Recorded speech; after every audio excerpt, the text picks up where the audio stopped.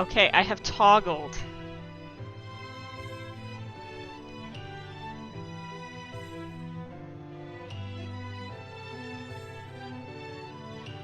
I see a stream! Do you guys see a stream now? You can hear me now. Okay, were you not able to hear me? Was I just talking to myself this entire time?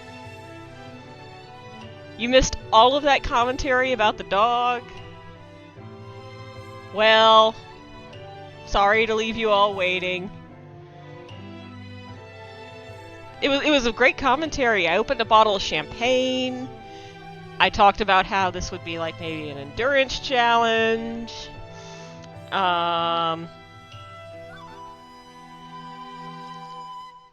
Yes, you should see Colonel Sanders on a salt shaker. Hold on, let me get back into the game. But you can hear me talking now?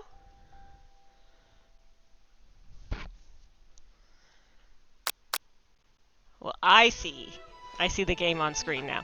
Okay, so, we're gonna see how much of this game we can, I have no idea, what we have in store for us. I am very scared, based on what else I saw in the also bots of this free game by KFC. So, we may tap out. And so if we do tap out, I want you guys to be thinking of what our backup plan is, so we can make it to midnight. But for now, let's see what beautiful love and secret spices await us. Oh! Oh shoot, I didn't think this far ahead. Hey, Scribbles! Guys, what is the name of our chef? Is it...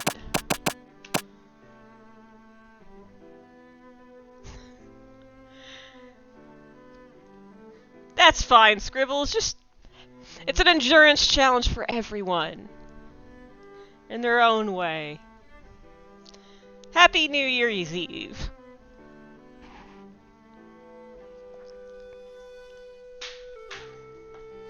I can't believe you just went outside with all those fireworks, Griffin. When are your meds gonna kick in and you fall asleep? What do you guys think? Is this the name we want to go with? Do we need a better name?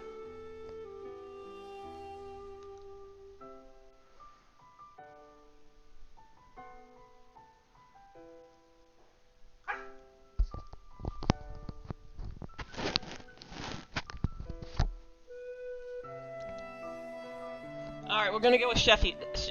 Oh god, can I even say that? Chefius.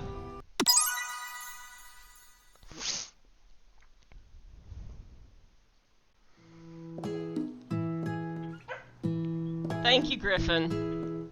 Alright, I guess I'm gonna have to narrate this. Get my voice warmed up here. You sleep softly as the morning sun casts a warm glow through the window of your modest student apartment. This is beautiful. Yes, Griffin, you need to come here. The world is peaceful and serene. You could stay in the moment forever.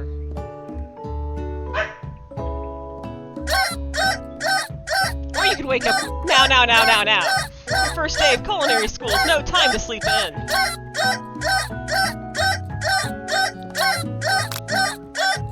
I'm staying in bed forever. You slept through the school year and gave up on a once-in-a-lifetime opportunity to meet Colonel Sanders. I give up! Well, that was quick.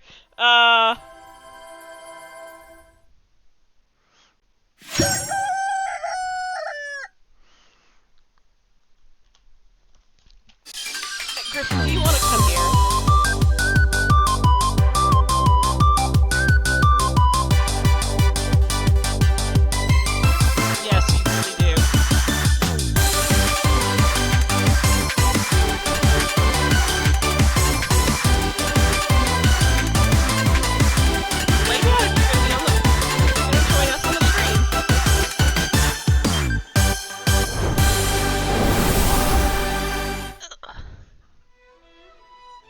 Alright, we'll try this again.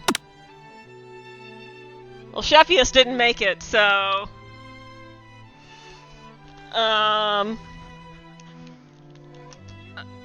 Maybe...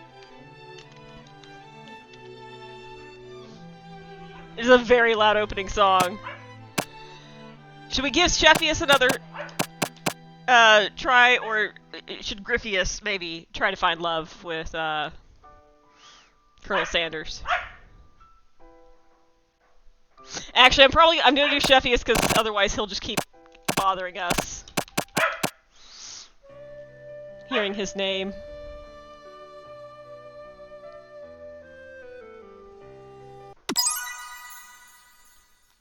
Let's try that again.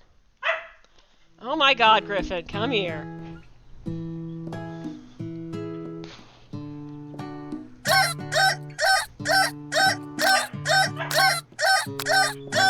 Smack the clock up and at him! Lying in bed, you stare at the ceiling, thinking about everything that awaits you at the prestigious University of Cooking School, Academy for Learning. It's a very long name for a school. Your mind begins to wander. Who will you be there? What will you cook? What should you wear? Time begins to fly by, and you find your imagination getting away from you. I don't know, you know, I think she's a bit of a daydreamer. She's gonna think about the future. It's here finally! Your first day of culinary school. So many dishes to prepare, so many students to meet. Your mind is swimming with possibilities when you realize you're running late. You grab a biscuit and burst out the door in a hurry. Mmm, delicious! Just what you needed to wake up those taste buds. Yikes! You're in such a hurry, in fact, that you forgot to put on any deodorant before running out the door! You're sweating buckets as you rush to arrive on time. Uh-oh. Oops. Standing in the quad, you gaze upon the magnificent University of Cooking School, Academy for Learning. You know, there's gotta be an easier way to say that. Here comes your lifelong best friend forever, Miriam! She's the most adorably awkward person you've ever met, and you absolutely love her for it. Good morning, Sheffius! Are you excited for the first day of the rest of our lives? Actually, because I sure am. Excited, a little nervous. Okay, a lot nervous. It's just that this morning I made breakfast for myself, but, well, when I ate it, I couldn't taste any love in the food. What if I'm not good? What if I fail? Classic Miriam! Raised by a master chef parent, she's always held herself to a very high standard. Ever since we were little babies playing together, and you rescued me from that quicksand box. What was this girl's childhood? It's been clear to me that you're the most loving, caring person I know. You're gonna do great! But with University Cooking School Academy for Learning's famous 3-day-only semesters... What?! I'm afraid of being left behind and never catching up! Okay, this school needs a shorter name, and do I need to turn the music down? University of Cooking School, Academy for Learning. UOCSAFL. I've got nothing. Let's see if,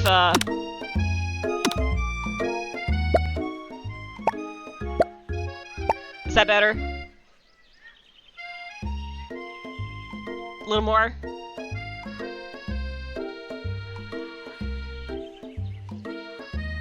A little more? Okay.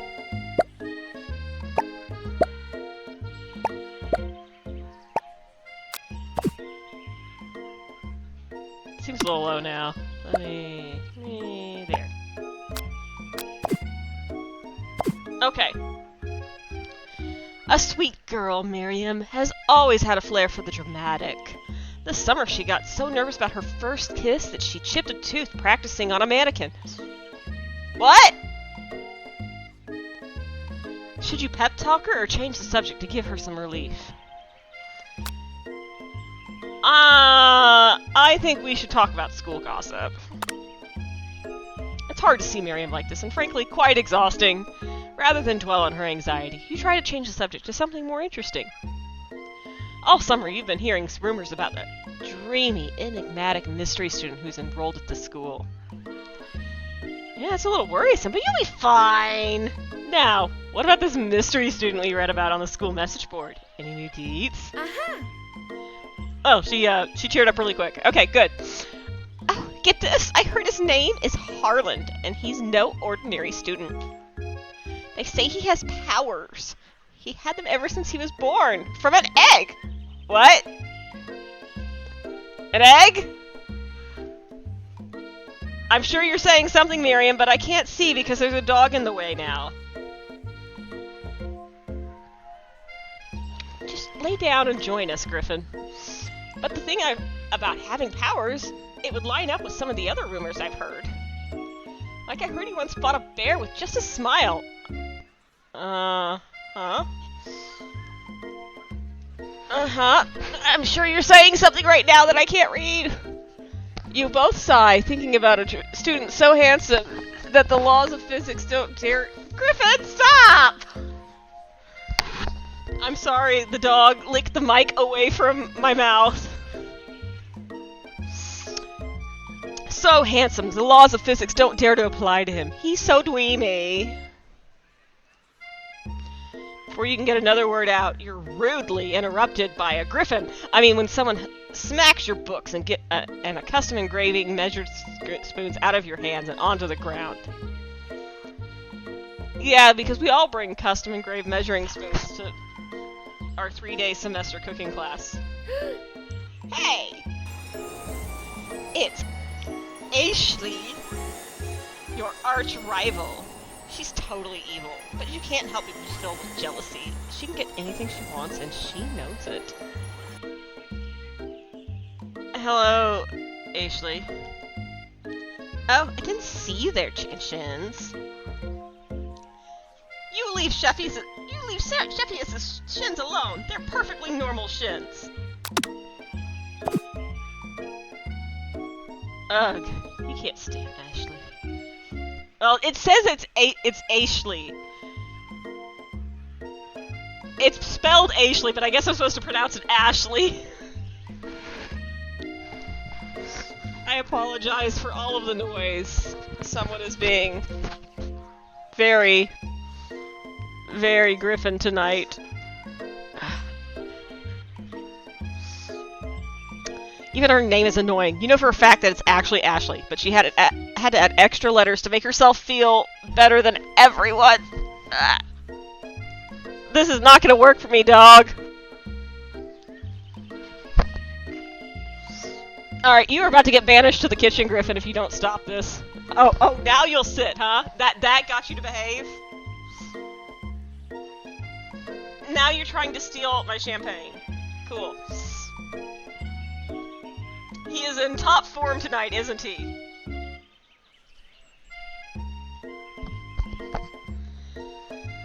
I know you can't see anything that's happening, but I try to describe it for you.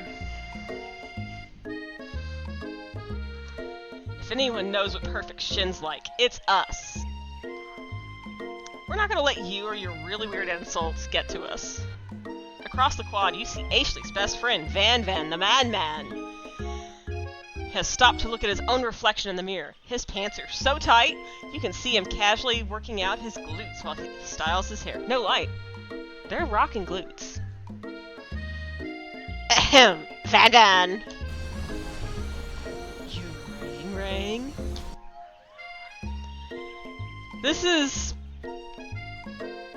I'm gonna get us through this game, guys. I am. You've never been sure what their arrangement is, but as long as you've known them, Ashley and Van have been just as close as you and Miriam, but substantially more devious. So they're like a culinary Team Rocket? I can't believe that University of Cooking School Academy for Learning would ever allow people like you to attend as students. I know, right? You'd think they just hand us our diplomas now. Or maybe hire us on as professors. You amateurs could learn a lot from us. With the first day of school about to start, there's just not time to properly tell these two off, so you resist the urge. Let's go, Miriam. See you later, losers. As you approach the door, you see a goofy-looking kid pushing hard against the window directly next to it. Well, that's the love of our life, guys. Or not. Oopsie. I think it's broken. You reach forward and easily pull the door open. That should do the trick. I love you. I think you mean thank you. My name is Pop. I was named after my Pop-Pop. He's old. Could someone like this also be a student at the school? He must be one heck of a chef. Also, his name tag clearly says Bob. But I guess he's reading it upside down? Hi, Pop. I'm Chefius. So, are you gonna make me hold this door all day? Nope. And with that, the young man walks into the building ahead of you. Aww. Is it just me, or is he kind of cute? Oh, you know what? Miriam, I would not hold you back from love. I think it's just you. You both shrug your shoulders before following him into the building. I'm getting flashbacks to the pitching dating game. You stand at the edge of the room, unsure where to sit. Other students wander in and keep themselves busy chit-chatting. A scruffing-looking pooch takes his place at the podium at the front of the class. Adorable! Look, it is Griffin! Oh, sorry, his name is Sprinkles. Now, quiet down, everybody. Who is this unreasonably cute pup, and why is he in our culinary class? And why is a dog able to actually speak English? You must be Sprinkles, head instructor and CEO of USCAL. I'm gonna just call it USCAL. Please, call me Professor Dog. Sprinkles was my father. Mr. Sprinkles was my father. I may be cute and fluffy, but I still demand respect. Woof. What? A cute dog is our professor? This is the best school ever! I guess only a dog's nose is capable of picking up all the nuances of fine dining. Out of nowhere, wind begins to rush around you as a swirl of cherry blossom petals fill the air inside the classroom. I'm chilly! Someone close the window! And then he walks in. You're immediately swept up in the aura of the student and his remarkable goatee. Who knew anyone could be so handsome? Time stands still. It's him! It's... If it isn't my favorite student, Harland.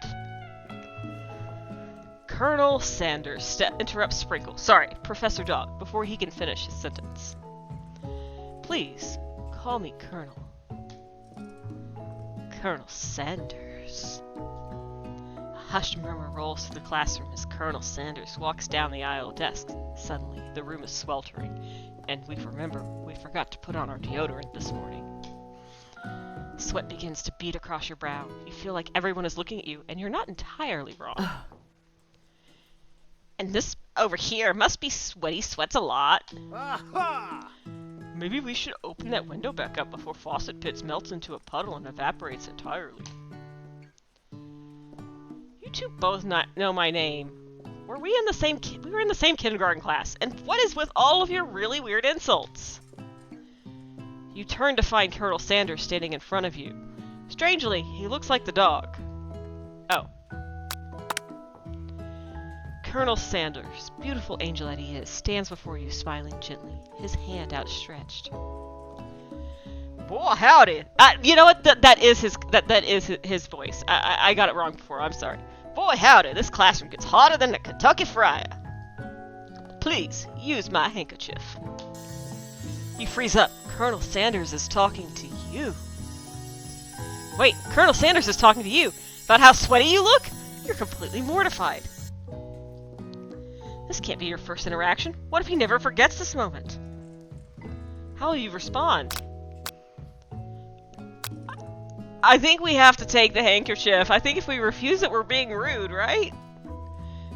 We have to... yeah. You stretch out your hand, and Colonel Sanders places a fine silk handkerchief in it. It's so beautiful you hesitate to press it to your face, but when you do, the feeling is transcendent. It has natural scent on it. It smells of the most delicious chicken you've ever smelled. Professor Dog steps in to settle the class down and set some ground rules. Welcome to University of Cooking School Academy for Learning. The greatest culinary academy in the world. The birthplace of culinary legends past, present, and future. Many challenges await you. There will be tears. There will be blood. There might even be really adorable tiny food. And when all is said and done, there will be a battle.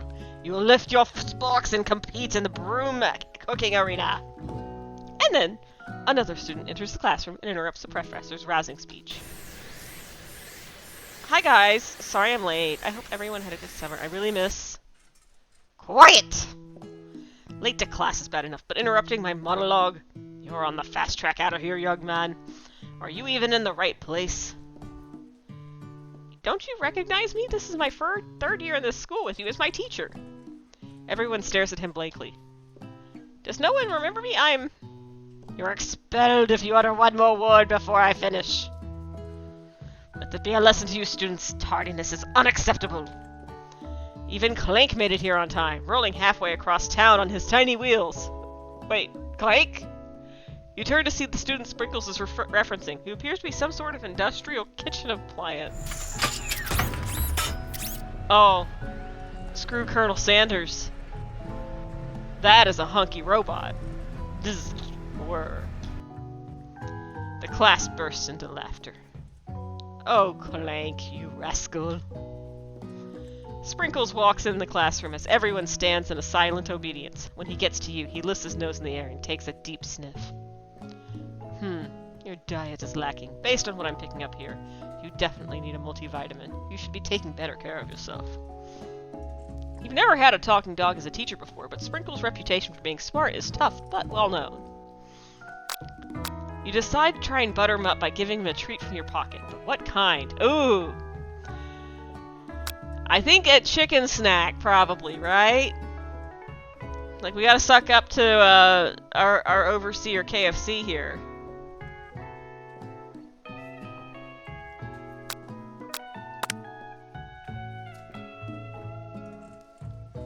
You reach beneath your apron and return with a chicken snack in your hand. Sprinkles' eyes goes wide as he locks on it. Thank you, Ark! His favorite. Well, I think there might be some competition for New Star student. The furry professor immediately devours the snack, leaving your hands slick with a coating of warm doggy drool. I have no idea what that feels like. You see the other students eyeing you jealously, but pay no mind to them. If they wanted to succeed in life, they should have learned the importance of carrying a range of dog treat flavors on them at all times.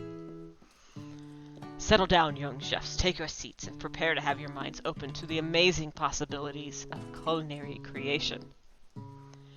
As everyone rushes to claim their favorite seats, I'm going to take a drink, because this is a lot of text. You're left standing at the front of the room. Only 2 options remain. Hey, Chefius, there's still a seat here. It seems no one has claimed this seat next to me, if you're interested. 2 good options, but which will you choose? Okay, guys, this is important. Do we sit by our bestie forever, who's definitely not annoying at all? Or do we sit by Colonel Sanders?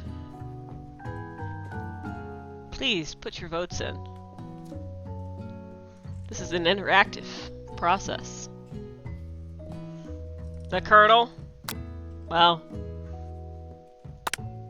you move to take your seat by Colonel Sanders. Sorry, Miriam, I've been a bad best friend, but it appears he brought no books, no pens, or pencils. However, his perfect upright posture shows off a seriousness that makes you confident in his desire to learn. Thanks for offering me this seat. Otherwise, I would have had to sit next to my best friend.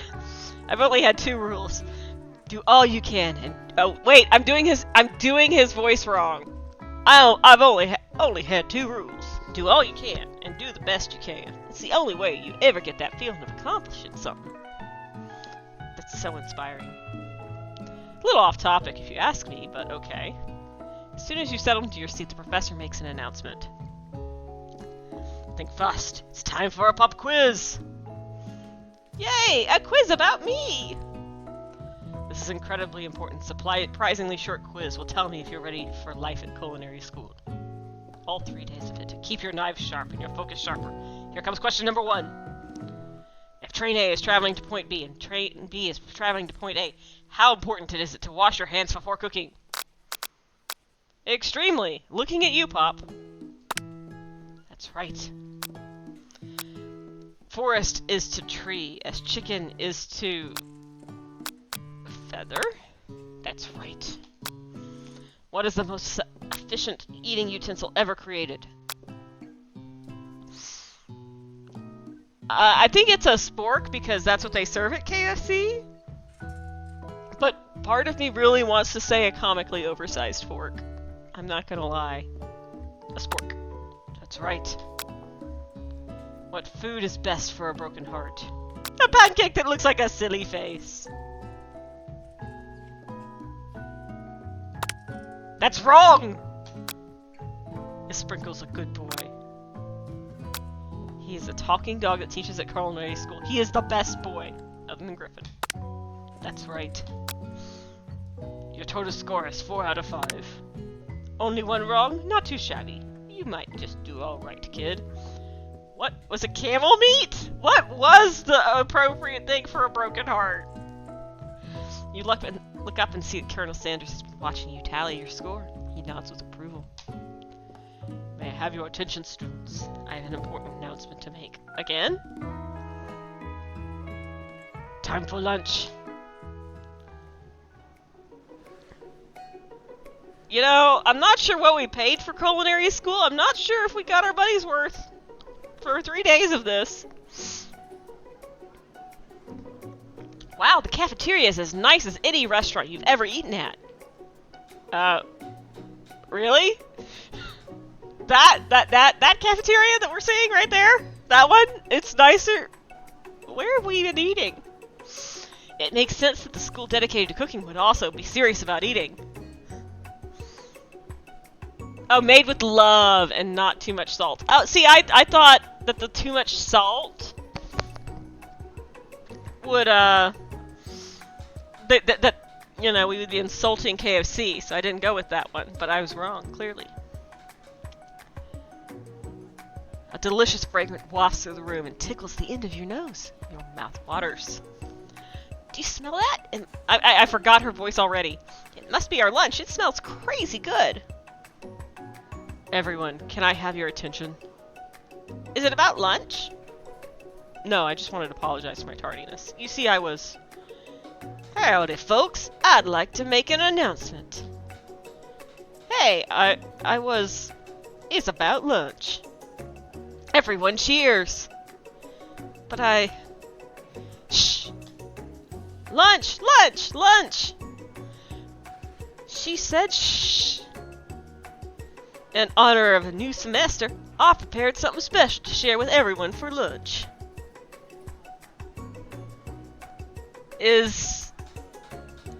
Oh, insulting KFC.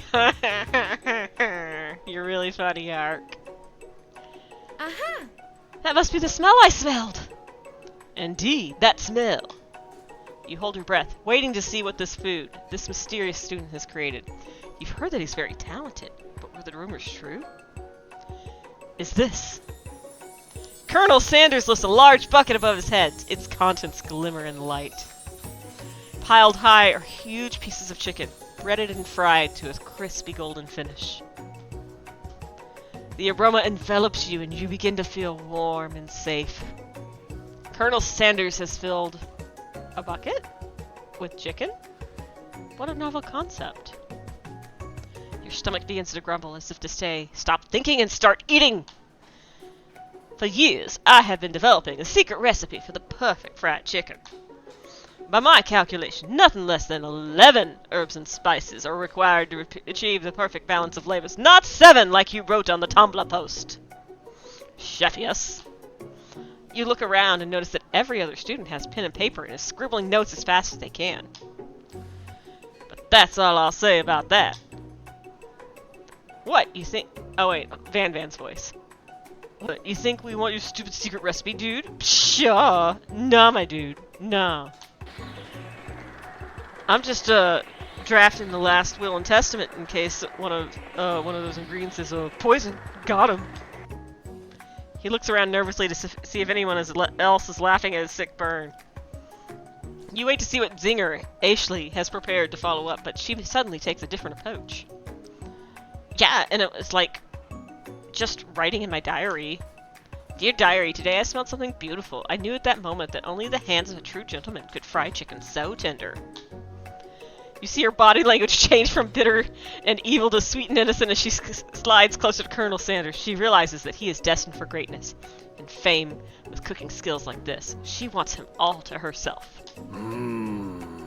Oh, please. Well, Van, the man. If you don't want any, I'll take his. Whoa, hold on. I mean, I guess I could try it. He takes one bite and his eyes grow wide. He starts contorting his face as he tries to hold in his pure exhilaration and act unimpressed.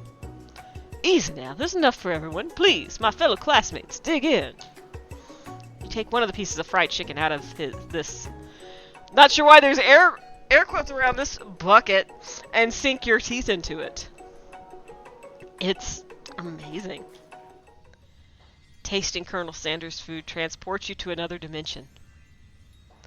Alone with your taste buds, gripping a drumstick in your hand, you float weightlessly. Do we focus our mind and meditate on this moment, and try to identify every flavor? Do we savor the moment and everything that in it that tells you about Colonel Sanders' culinary heart? Or do we swim towards the light? I don't know. Let's think and meditate about this a little bit.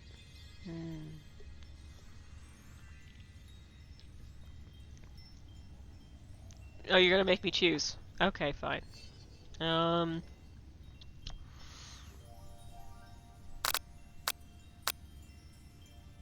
gonna see what it tells me about Colonel Sanders' culinary heart. The flavors in my mouth, that is a beautiful phrase to say, are beautiful, pure, heavenly. What a guy. Alone with the flavors, you feel something that can only be described as love. For a man? For a flavor? Are they the same? After tasting his food, you try to get some one-on-one time with Colonel Sanders. You're not thirsty at all, except a little bit, because the chicken is a little salty, but no one tell Colonel Sanders. We approach Colonel Sanders. He smiles ever so softly as you approach. He stops what he is doing and allows you to break the silence. Colonel, I wondered if I could talk to you for a second. Anything for the fellow chef. What exactly was on that chicken? Oh, how bold to come out and ask. It's an idea I had for a new combination of flavors that will make my fortune and establish my legacy for all time as I open a chain of highly successful fried chicken restaurants. No big deal. It's just you and me here talking. I can keep a secret. In fact, I've got some of my own that I'd be willing to trade. What's the rush? The semester is only getting started. We have 2 more days after today, after all. Oh, he really does say that we've got 2 more whole days to get to know each other. What is that look on his face, though? Oh my god. He's clearly not going to give it up easily. That's what she said. But it doesn't hurt to be persistent. You know what they say about secrets, Colonel. Shouldn't learning be fun? Aw. You got moxie. I'll give you that. Colonel Sanders looks both ways to make sure you're truly alone, and then he leans in. You can feel his warm breath as he whispers. Just one ingredient. But you can't tell. I clearly keep forgetting how to make this accent. I use salt. It's something my great-grandmother taught me. Salt? Wow! You'd never have guessed that. In fact, you're not even sure where you'd get some of it if you searched. While you're wrapped up in that huge revelation, you notice that Colonel Sanders has disappeared. While everyone else is in the cafeteria, you decide to look for him. Actually, what are the 11 herbs and spices? That sounds good. I should have seen this coming, that it would make me hungry for that stupid chicken that I don't eat. You find Colonel Sanders outside, standing in the quad. Oh, it's you again. Howdy. Sometimes I like to come outside and look at the school buildings. I think about how my story will continue on after I've graduated. Sounds like you've got big plans. I dare say, the biggest. I'll leave my mark on this world. You can bet on that. Alone together for the first time. You figure out now is the perfect moment to show your personality to him. Oh boy. Do we neg him to show our own strengths? Wow him with a big idea. To add an additional ingredient to really spice things up? Or be modest but thoughtful? Okay, we'll be modest but thoughtful. Well, I just wanted to tell you that I really enjoyed your food. Now you've got his attention. The flavors were complex but comforting. The interplay between salty, savory, and peppery, it was perfect. I appreciate the compliments, Chefus. I'm sure you'll be a big... Oh, I'm sorry, that was not me. That was not him, that was me. I'm sure you'll be a big success. I know we've only met today, but I'm starting to get the same feeling about you.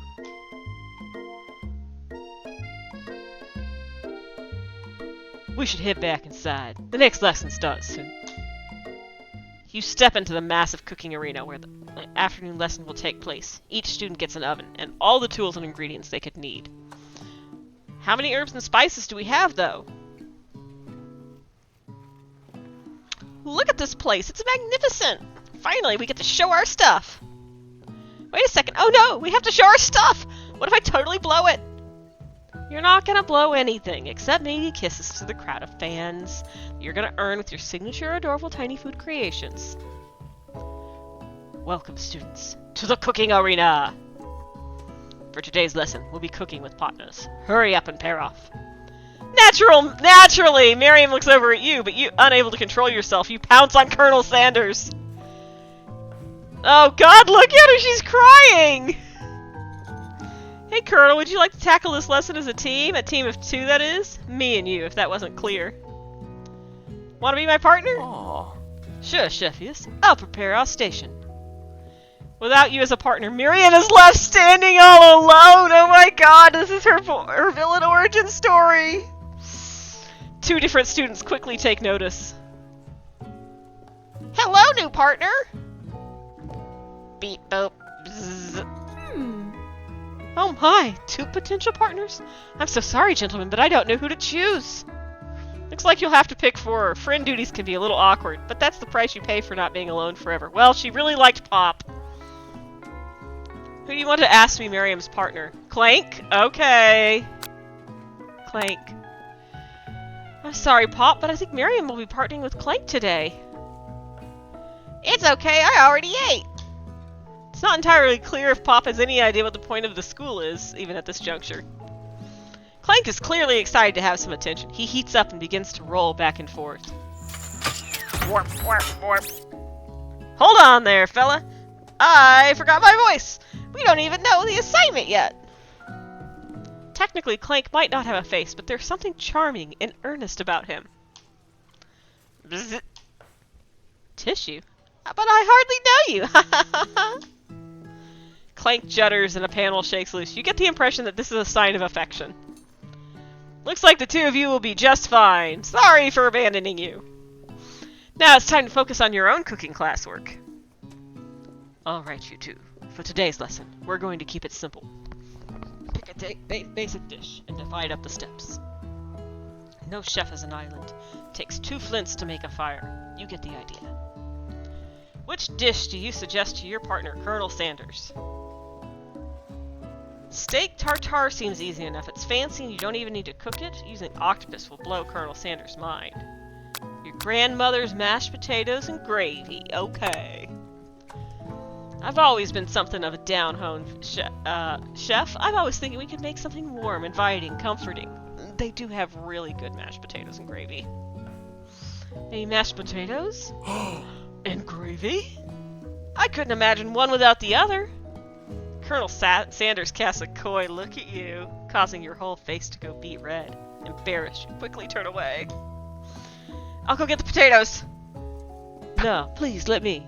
Picking perfect produce is a passion of mine. Looks like things are really getting pretty fresh around here. Does someone have a crush on Colonel Sanders? I don't know, Ashley, do you? We're just cooking partners. Mind your own business. Sanders' heart is my business, and you better keep your fingers off my man. Did someone call from me? No, geez, Van. While I'm over here crushing Sheffius's dreams, you're supposed to be taking care of our classwork. That was the deal, remember? Colonel Sanders returns, arms full of peeled potatoes. He tosses them into the boiling water and turns his attention to you and your old friends. Oh, howdy there, Ashley, Van. Are we working on a quartet instead of a duet now? Actually, no. It just looks like Sheffius is struggling, so we offered to give him a hand. You know how it is. These young amateur chefs need a lot of mentoring. I was gonna say, Colonel Sanders, maybe I could also teach you a thing or two about fancy food. Maybe one day you might be able to get up to my level. Haha, doubt it. I don't know what voice I have. Don't be rude, Van. Personally, I have no doubts whatsoever about Colonel Sanders' ability to concoct creations worthy of admiration. After all, your fried chicken was quite spectacular. But Colonel, if you ask me, I might make a better partner for you than this thing that has positioned itself at your station. Don't you feel like deep down that we cast complementary shadows? We fit together like a thigh and a drumstick. No, Ashley, no! It just makes sense. Nothing about this makes any sense, but one thing is clear, she's coming for the Colonel if you don't watch out. Ashley is really going at it hard. You need to ask for some backup here before things get ugly. But do I turn to Colonel Sanders' hunk of hunks in my time of need, or turn to Miriam, my forever bestie who always has my back? Okay, Colonel Sanders it is. I'm here to learn and express myself via my cuisine, not bicker with prima donnas. Partners were chosen at the beginning of class, so let's all respect the format, okay? Turn to Colonel Sanders to confirm that you're on the same page. I chose Colonel Sanders, and Colonel Sanders chose me. Isn't that right? A businessman respects all fair agreements. From contracts to handshakes, I took on Sheffius as my partner for this activity, and I stand by it. Based on your team's behavior, I'd say you're perfect for each other. Neither of you has Sheffius's natural talents, or their loyalty. Being defended by Colonel Sanders leaves you feeling proud and full of potential. Ashley is probably going to spit in my food. You look for Sprinkles in hopes that he might step in, but he's nowhere to be found! Darn those cute corgis and their short but sturdy stature. You look down at your station and realize that in tension a moment, your hands have been cooking on autopilot. Distracted by the drama, you've already crushed boiled potatoes into a perfectly creamy mashed texture, and plenty of butter and cream for the flavor. It's as if your natural passion guided you through the steps you know so well while your attention was elsewhere. I'll know just what to do. Colonel Sanders extends his hand. He's holding a beautiful white porcelain gravy boat, out of which pours a smooth brown gravy, smothering your nearly finished potato dish. Wait, we do that after we serve it! Not in the... no. Alright, fine. Gravy flows down the mound of mashed potatoes. The results look spectacular. Granny would be proud. Colonel Sanders holds a spork out to you. You reach out to grab a hold of it, but he doesn't immediately let go. The two of you stand holding the same spork, and for that small moment, all of the madness and pressure in this crazy world stops. Your eyes lock. The moment is electric. Time stands still. If you love something, set it free. Together you dig the utensil in the mashed potatoes and lift a heaping spork full up. When you see Ashley with a sinister look, you know she's plotting against you to be with Colonel Sanders. And then, filled with rage and without thinking, you fling a spork full of mashed potatoes right into Ashley's stupid, beautiful face. Van, do something! Do something! Scooping up a fingerful, Van tastes the dripping mashed potatoes and gravy and realizes that it's delicious! Horrified by this revelation, he slinks away. Will he ever be able to cook something with so much love and integrity? Hold on right there, Sheffius. We do not waste food in the broom cooking arena. Colonel Sanders, I expected better from you. If you throw one more spoonful, you'd both better be prepared to eat it from wherever it lands. Can I have potato face? Van rushes back over, a covered dish in his hand. Mashed potatoes and gravy? Pathetic. In just a few minutes, I've prepared a full meal. Gaze upon my specialty, braised tentacle of octopus, in my silky saltwater sauce, placed on a battle axe forged by my supreme chef's ancestors. You've ignored me for too long. That ends now. It is I who will the first bite, and you will all look on in envy. The interrupting student rushes at Van and swipes a bite out of his signature dish right off the plate. No! Don't! Something about this dish doesn't strike my nose quite right. I think the octopus was rushed and may have turned in the process. The results could be toxic. Too late. It has been eaten. No! Interrupting student!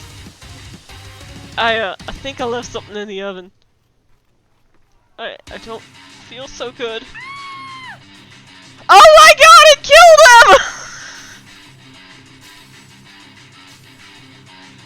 Everyone step back. Don't take another bite.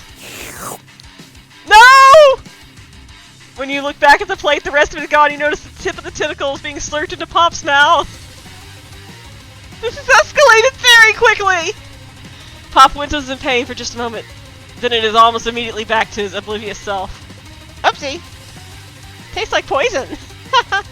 The entire class is gathered to watch Pop's final moments. Shocked, frozen, the whole crowd. They are motionless as statues. The class bell rings, disrupting the moment, snapping everyone back to reality. It would appear that Pop's enthusiasm for trying new things, despite obvious danger, has inoculated him against poisons of all kinds.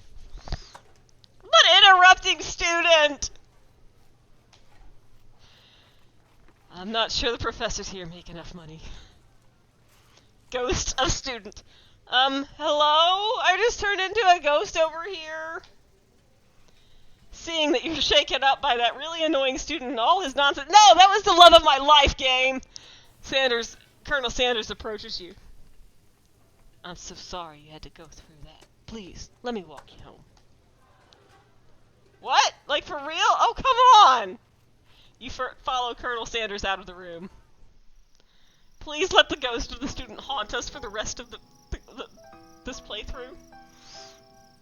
At night, the school building has taken on another vibe entirely. It's dark, and more than a little spooky. Possibly because it's haunted by a ghost now. Colonel Sanders stands in the quad's neon glow and speaks softly. Those mashed potatoes you made in class today. Before you go on, I want you to know they're not a great representation of my skills. I didn't even realize I was making them. They were amazing. Tasting them, it reminded me of why I became so passionate about food to begin with. Colonel Sanders is getting choked up. Cooking is obviously important to him, in a way that you find inspiring. Now might be the perfect time to tell him you're developing feelings for him. Colonel Sanders? Yes, Sheffius? There's something I need to tell you. Aha! Hold it right there! I have 5 million voices. There's something I need to tell you first. Oh, jeez. You see, when I was just a boy, I had a dream. That one day, I would be the greatest chef the world has ever seen. Is this Eminem? And every day since I have been working towards that dream. Day and night, never stopping, never resting, also lifting a lot of weights, like so many weights. We should follow our dreams with all of our hearts, that our souls may grant them, like wishes floating on a shooting star. Ugh. Hey, no, you... Shut up, I'm the only one allowed to say inspirational stuff and be the star of the story! We're forgetting that your cooking literally killed a guy? You can't prove that. I also saw you kill that guy. What was his name? Somewhere in the distance you hear a long sad sigh. No! Interrupting student!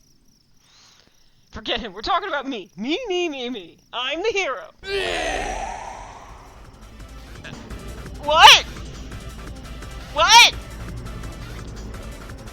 What? The spork monster is here to fight a hero.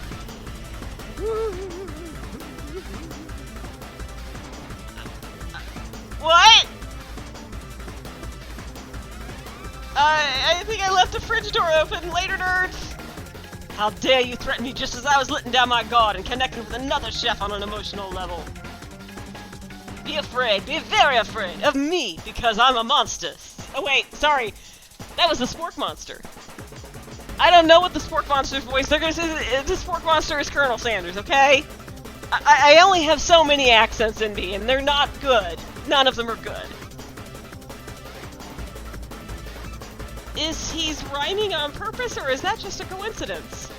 But before you can discuss syntax any further, it's a turn-based fight sequence. What will you do? I don't know, but it's Final Fantasy VI, apparently. I'm gonna attack the Spork Monster, I guess, because I'm DPS always, baby! You decide to go on the attack. Which attack will you use? I'm gonna cook with love! Does 1 damage. It just got real! There's a critical Wendy's one-shot?! I need this in my life! Help me find the link later, Scribbles. That attack really upset Spork Monster. Spork Monster goes on the attack. Oh no, they spit hot gravy on me! And I took 1 damage. Well, fuck it, I'm gonna attack again. It worked last time, didn't it? I'm cooking with love! It does 1 damage. Spork Monster won't forget this. Is really feeling threatened by my attack. Focuses Mash Mine and draws energy from Mother Earth itself. They grow larger and more intimidating. How will you respond? I mean, unless one of you guys is gonna stop me, this is just how I play video games. I just attack until attacking is the best defense. Which attack will you use? I'm gonna cook with love, bitch! Does 1 damage! At this rate, the semester will probably be over before this fight is. Spork Monster is no quitter, buffed up and ready to rumble. They go on the attack once again. They use Utilitensile! You take 2 damage from the attack. If you take much damage, you're not gonna survive the battle. Fine, I'll fucking defend. Which defense will you use? Trepidation? I curl into a ball. I'm not cut out for this! Feeling vulnerable, Spork Monster prepares for the ultimate attack, Rounded Edge. Vile villain, your reign of terror stops here! Colonel Sanders summons the energy of 1,000 chickens! Hot Pie Power Pinch! Hot Pie Power Pinch does 10 damage. Spork Monster is defeated. Well, goddammit! You saved me! I should have attacked at this hard time! An injured Spork Monster spews steam into the night. Am I allowed to finish him? Or should I spare the wretched beast? I mean, I would finish him, but...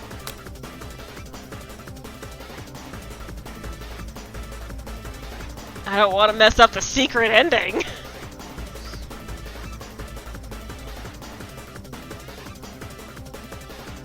Alright, fine, we'll spare. Manage to tamp down your disgust at the sight of this gnarly beast long enough to realize that he is a living creature with a pure soul who deserves your pity, not your wrath. Sure game. Be gone, beast! Don't you dare come back for a follow-up encounter tomorrow. I won't forget this, and I certainly won't be back like you said. The Spork Monster scuttles off into the night. The defeated monster left behind a special item. It appears to be a cookbook. But upon closer inspection, it's so much more. It's a book of magic spells with a golden chicken on the cover. Is it the Chickonomicon? No, it's the Clucknomicon. Actually, I'm not very good at this. Somebody else named this damn book. You open the cover and find a library card tucked inside. The last name appears to have signed it out is Borko. Huh. Borko. That name sounds strangely familiar. Your blood is pumping as you stand in the quiet of the night, holding the mysterious book in your hands. As you come down from your battle buzz, you realize that your final attack has left you completely defeated. Depleted, even. The world around you begins to fade away, without any energy to keep your eyes open. Darkness overtakes you when you faint into Colonel Sanders' arms. Oh, we really did! Colonel Sanders... how did he know where we lived? The image of Colonel Sanders flashes before your eyes as you fall asleep. He must have helped you get home in your tired state. You don't even know if you could have made it without him. What a guy. You want to thank him, but you don't have the strength to utter a single word. You feel covers being pulled up over you as you tucked in tightly. Good night, my Colonel. In your dream, you're together with Colonel Sanders. For some reason, Sprinkles is also there, instructing your love. Dreams are weird. And then honk shoe, honk shoe, honk shoe. Look at all. Oh, it's Ghost! No! Interrupting student! You wake on day 2 and attempt to process the wild visions you had. Were they memories or premonitions? And then there was that secret ingredient that Colonel Sanders went ahead and told you outright. Not much of a secret, huh? It's probably just because he trusts you so much, right? Sure, that makes sense. We'll go with that. You meet up with your bestie in front of the school. Before you can tell her about the encounter with Spork Monster, she launches into a story of her own. Okay, I know this might sound a little strange, but I think I might be, I think I might like Clank. Like him? Like?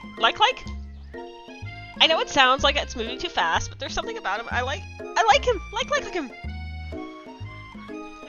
We got to talking after class, and he's actually a totally sweet guy. Not only that, but he's really smart. He tells me all kinds of stories about Colonel Sanders. Did you know that Colonel Sanders was the most popular kid in his high school? No, but that does make complete sense. Yeah, but he was like so popular that he was voted prom king at the school he didn't even go to, and was also the convertible that he himself rode in at the front of the homecoming parade. Wait, I think I said that wrong. I'm thinking maybe something got lost in pressure cooker language translation there. Either way, maybe it'd be best if you took it slow with this new boy, like I am with Colonel Sanders. You and Colonel Sanders, the coolest guy in school, the most famous student to ever attend University of Cooking School Academy for Learning. You're a thing now? We definitely connected yesterday. You sure did. You're great. Why wouldn't he be into you, I guess? Laughing at the implication that you and Colonel Sanders might be a thing is definitely not cool. You are great. You have an idea how to prove that your love is real.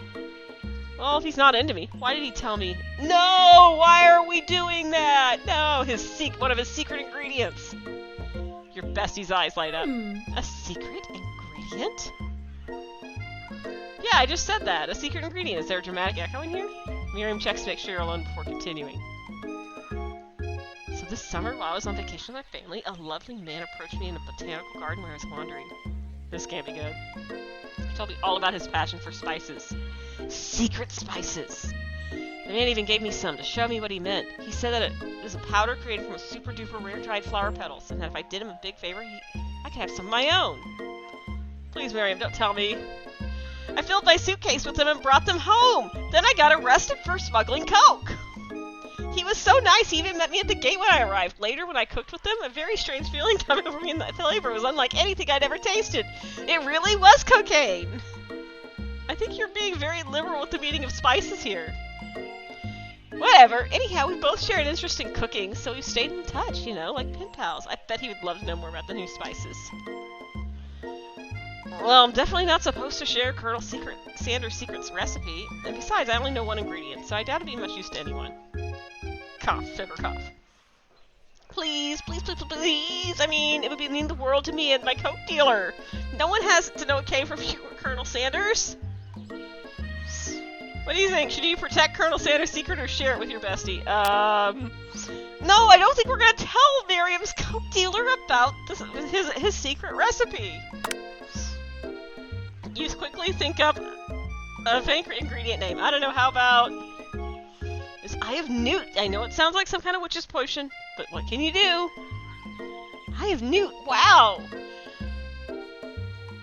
Her eyes light up imagining such a thing, and you figure you've satisfied her curiosity and she'll move on. However, she immediately turns around and does some thumb typing on her phone that you can't quite see. It's probably not good. Before you can ask her to confirm that she was definitely not texting secrets to her coke dealer, you're interrupted. A wind rushes in. Cherry blossoms. Petals fill the air.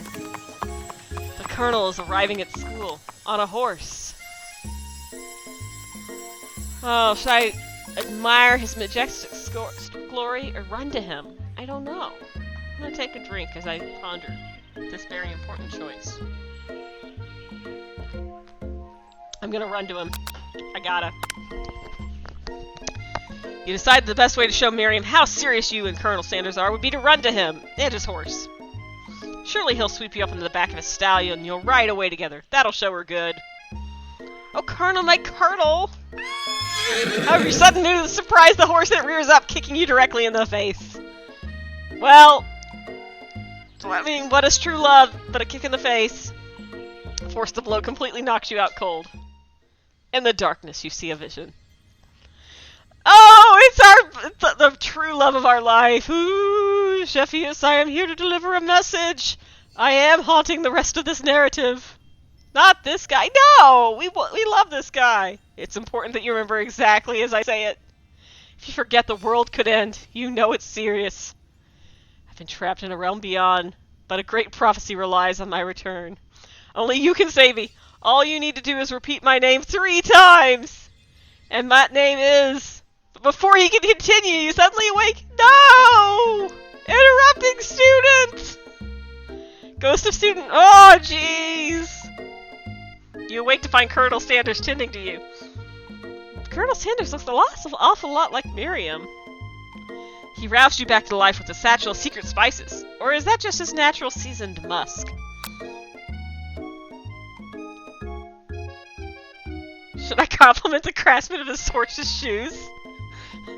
Or do I need to be really thirsty and lean in for a kiss? Yeah, I really wanted to not be thirsty. Maybe he shouldn't be riding a horse to school, and maybe you should be running up to animals you don't know. It's hard to say who was in the wrong year. But one thing's for sure, that Colonel Sanders is pretty dreamy. That horse that has beautiful shoes. I could really feel how smooth and sturdy they were when they were pressing into my face. That's nice to hear. No one truly appreciates good craftsmanship anymore. And with that, Colonel Sanders disappears into the school, leaving you and Miriam to follow. When you enter the classroom, you can see your 2 rivals, Ashley and Van Van, are doing something bad. By the way, they're hiding, so you know it must be really bad.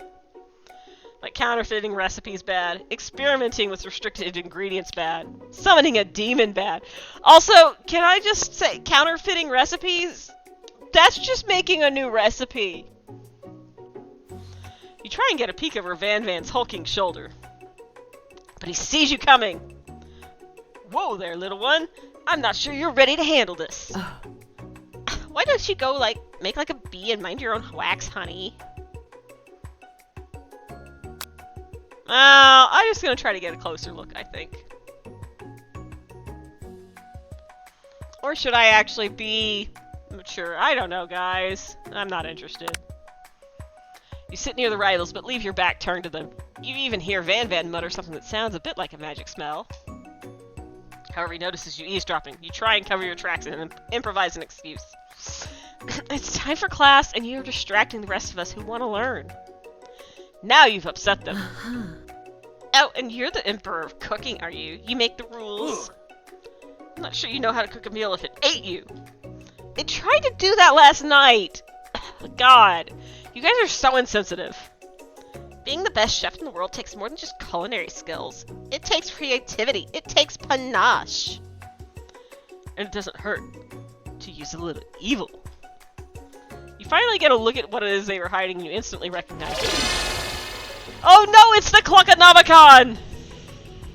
It's a book just like the one you found after your encounter with Spork Monster. That's the same book I found last night in the quad. Ashley immediately elbows Van Van, who hides the book behind his back. I don't know what you're talking about. That book is a family heirloom and its contents are secret. You notice they haven't just been studying the book. They've got pop pins to the wall and they're tossing potato skins at him as he tries to catch them in his mouth. We're playing! Before you can dig any further, you're interrupted by the arrival of more students. It's almost time for class. Beep, beep. Clank must be running late. He's in such a hurry he rolls right over Van Van's meaty foot. Ugh. Don't make Clank cry! What is wrong with you, Van Van? Hey, watch it, you bucket of bolts. You watch how you talk to him. He didn't do anything. Womp. Who do you think you're talking to? I've never heard such language. Not even from a stand mixer. Womp womp. No, your mother was a stand mixer. Van Van jumps to attack Clank, but Clank shocks Van Van, sending him flying across the room. Protect me, Colonel Sanders! These crazed men are about to come to blows. I think it must be over me, but I'm not interested in either of them. Ashley's tone has completely changed in an instant. She bats her eyelashes at Colonel Sanders. Surely he must know that this is a ruse, right? Gentlemen, get a hold of yourselves. Save it for the arena at least. Or don't. Honestly, I don't. What do I care? I've got lofty career aspirations to focus on. Maybe I can help you with your business plan. Just then, Sprinkles arrives to signal the true start of class day. He's panting, which doesn't seem that abnormal. He's a professor, but he's also a dog. Look, Sprinkles looks very haunted right now. But he's fine. Students, please take your seats. I apologize for my late arrival. I spent the morning chasing a car all around town, and my tiny legs are very, very tired of it. But I'm here now, and I hope you're ready to learn. There will hopefully be no murders today. But rub his furry dog belly, he loves it. Sprinkles stops in his track and sniffs there already. Something has him in a trance. It's a scent left on you from Colonel Sanders. Sprinkles jumps on you and licks your face. Down, boy, down! Off toppin'! That command shouted by Colonel Sanders has snapped Sprinkles out of his trance. I wonder what's up with that. Sorry, I got a little carried away. After he catches his breath, Sprinkles regains control of the classroom. Without further ado, we're going to review global history of my favorite fowl, the chicken. You want to pay attention to this lesson. You truly do. Which is why in 1776, at the signing of the Declaration of Independence, it was a chicken who first signed their name. But you can't help but daydream about Colonel Sanders, and you miss most of the important parts. When you come to, Sprinkles is holding a tray of food in front of you. Well, Chefius? Naturally, this appears to be a sample platter. Which item do you want to sample? Oh no, I don't know. I guess the dog biscuit?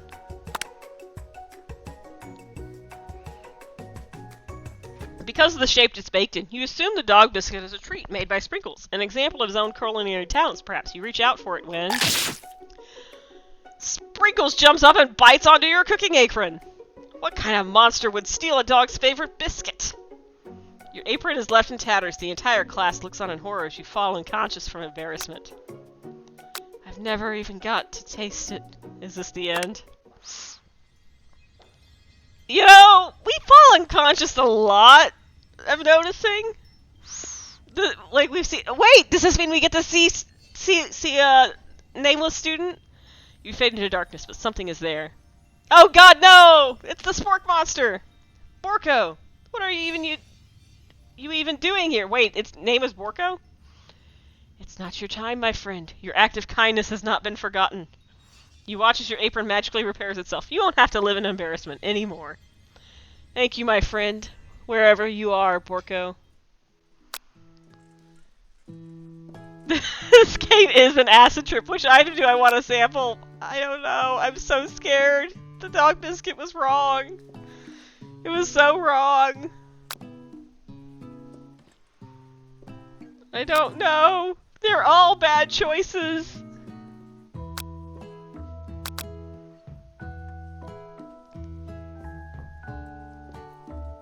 I think this is okay. I'm gonna pip the shimmering pepper.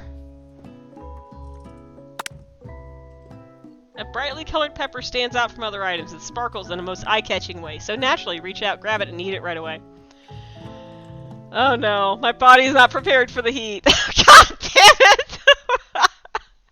The pepper has triggered an intense spice hallucination. It feels like forever as you trip through the universe. Ghost of student. My friend! Ooh.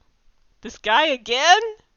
I'm here to give you an important message! Ooh. You must avenge my death and fulfill your destiny! All you must do is... I was saying, to fulfill your destiny, all you must do is... Sorry, I think I've got some spice stuck in my throat. It's fine. I'll work through to fulfill the prophecy. You must. You feel yourself begin to regain consciousness. Oh man! You come to and find everyone is staring at you. Oh my god, no! That pepper was the last of its kind on Earth, and now it's gone forever. You think to yourself, geez, I should pay better attention. We all make mistakes. I'm sure he'll forgive you someday. Come on, it's time for lunch. Oops, I may have ruined the game. Before anyone can relax, the cafeteria lights dim, and your rivals enter to make a dramatic announcement. Today's lunch will be prepared via timed competitive cook-off. The level of theatrics with these two is off the charts. I don't know, man. Both of these seem like losing propositions to me. Alright, fine. They're on. Bit of lunchtime competition, eh? Count me in. If I have to wipe the tables with these fools before I set my lunch down, then so be it. I'm not the fool, you're the fool! Good one, Van Van. I like your gumption, Chefius. I'll be watching your performance. Just as things reach a boiling point, Sprinkles steps in. Surely he'll put a stop to this madness that you encouraged. Now, students, please settle down. This is a lunchroom, not a sportsing court. Finally, a little sense that you did not engage in. You breathe a sigh of relief. At least not until we turn on the timer! Just then a huge light blasts in front of your face, flashing the words, "Timer ready." That's what I'm talking about. Arrgh. I stand corrected. The hard way builds solidly a foundation of confidence that cannot be swept away. And that's an original quote by me, in case anyone was wondering. I hope its message lifts you to victory. Like a diamond, I was formed under pressure, and now is my chance to shine. I will defeat you myself. You had his chicken, and you made mashed potatoes and gravy on day one. You're feeling like you can really impress him again here. It's time to boil some water for the potatoes. Oh god, no. If a timer runs down, I'll be forced to pick randomly. What temperature does water at 100 C? How would you have gotten into school without knowing that? Winner gets to rub my furry Betty. Let that enticing off. You're gonna need to season this chicken before you cook it. You don't know Colonel's recipes, Sanders' recipe exactly, but you have an idea. 11 herbs and spices. Tail wagging intensifies. Now that you've got some basic steps going, it's time to elevate your craft. So what state of mind offers the most flavor? Trust? Gratitude? Shit! Gratitude. God damn it!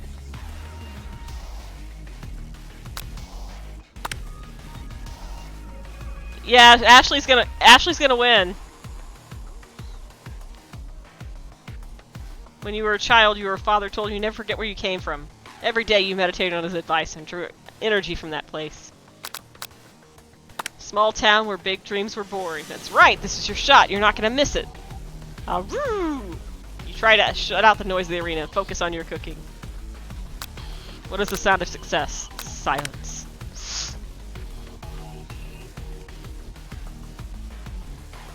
That's right, when they taste your cooking, they'll be so taken with it that they'll be unable to speak. You notice Colonel Sanders out of the corner of your eye. I believe in you, Chefius. And he's actually cheering you on. Which would be awesome, except knowing he's watching you makes you totally forget what you were doing. All you can think about is Colonel Sanders and the concussion you got this morning. How many spoonfuls of gravy? Stranded on a desert island with only one dessert cookbook. Which do you take? What a hunk!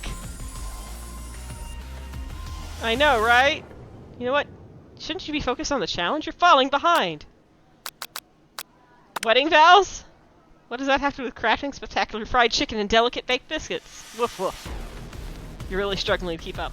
At the next station over, Ashley has begun plating elements of her dish. It's colorful and complex. To make up time, you toss your biscuit dough in a stand mixer. As you do, the crowd gasps. Yikes! Zooped. I know you love nothing more than seeing a fellow appliance utilized in a kitchen battle, but sometimes it means sacrificing a personal touch. You might not have any hands, but Chefy's does, and a good chef needs to be touching the dough to know when it's properly mixed.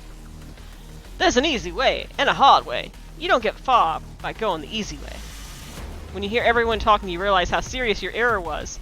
You immediately shove your hand into the mixer to rescue your dough before it's overmixed. No! But you're not fast enough and your hand gets stuck. It's immediately crushed by the spinning beaters. There's no way you'll be able to use that hand for the rest of the match.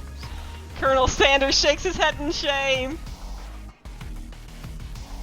What you often find is that the easy way can turn out to be much, much more difficult. Everyone, stop what you're doing right now. This battle is over. It can't be. I was so close to finishing my dish. Sweetheart, look at your hand. You simply can't go on. Oh, that's too bad. And I have lost my voice. And here I am with the completed dish ready to serve. Surely that makes me the winner by default. No, it wouldn't be fair to compare the two on account of Chefy's injury. You see Sprinkles begins to lick his doggy chops as he locks onto the dish. But I suppose you should at least tell us what you prepared. Well, because I'm the sweetest, I skipped straight to dessert. Under this white chocolate dome, you'll find a wide array of designs, taking you to a journey of flavor that smells good and tells a story of excellence. I was going to ask Chefy's to do the honor, but since you're injured and I'm afraid that pouring creamer of delicate hot chocolate sauce might be too difficult. Colonel Sanders, if you wouldn't mind lending me your strong, steady hand. Colonel Sanders pours the hot chocolate sauce on top of the dome, causing it to melt away, revealing the secret ingredients within. Inside you'll find a delicately fried cheese croquette atop a slice of honeycomb, ice cream 2 ways, tender nougat, and pearls of blueberry gelée. Colonel Sanders seems intrigued, but perhaps not impressed as he dips his finger in the chocolate sauce.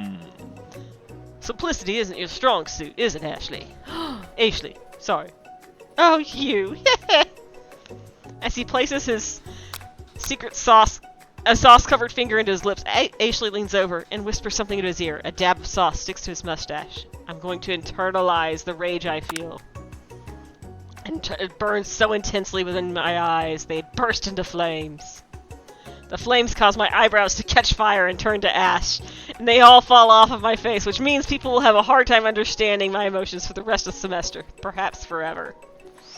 Well, what do? Sometimes you just have to burn off your own eyebrows out of rage.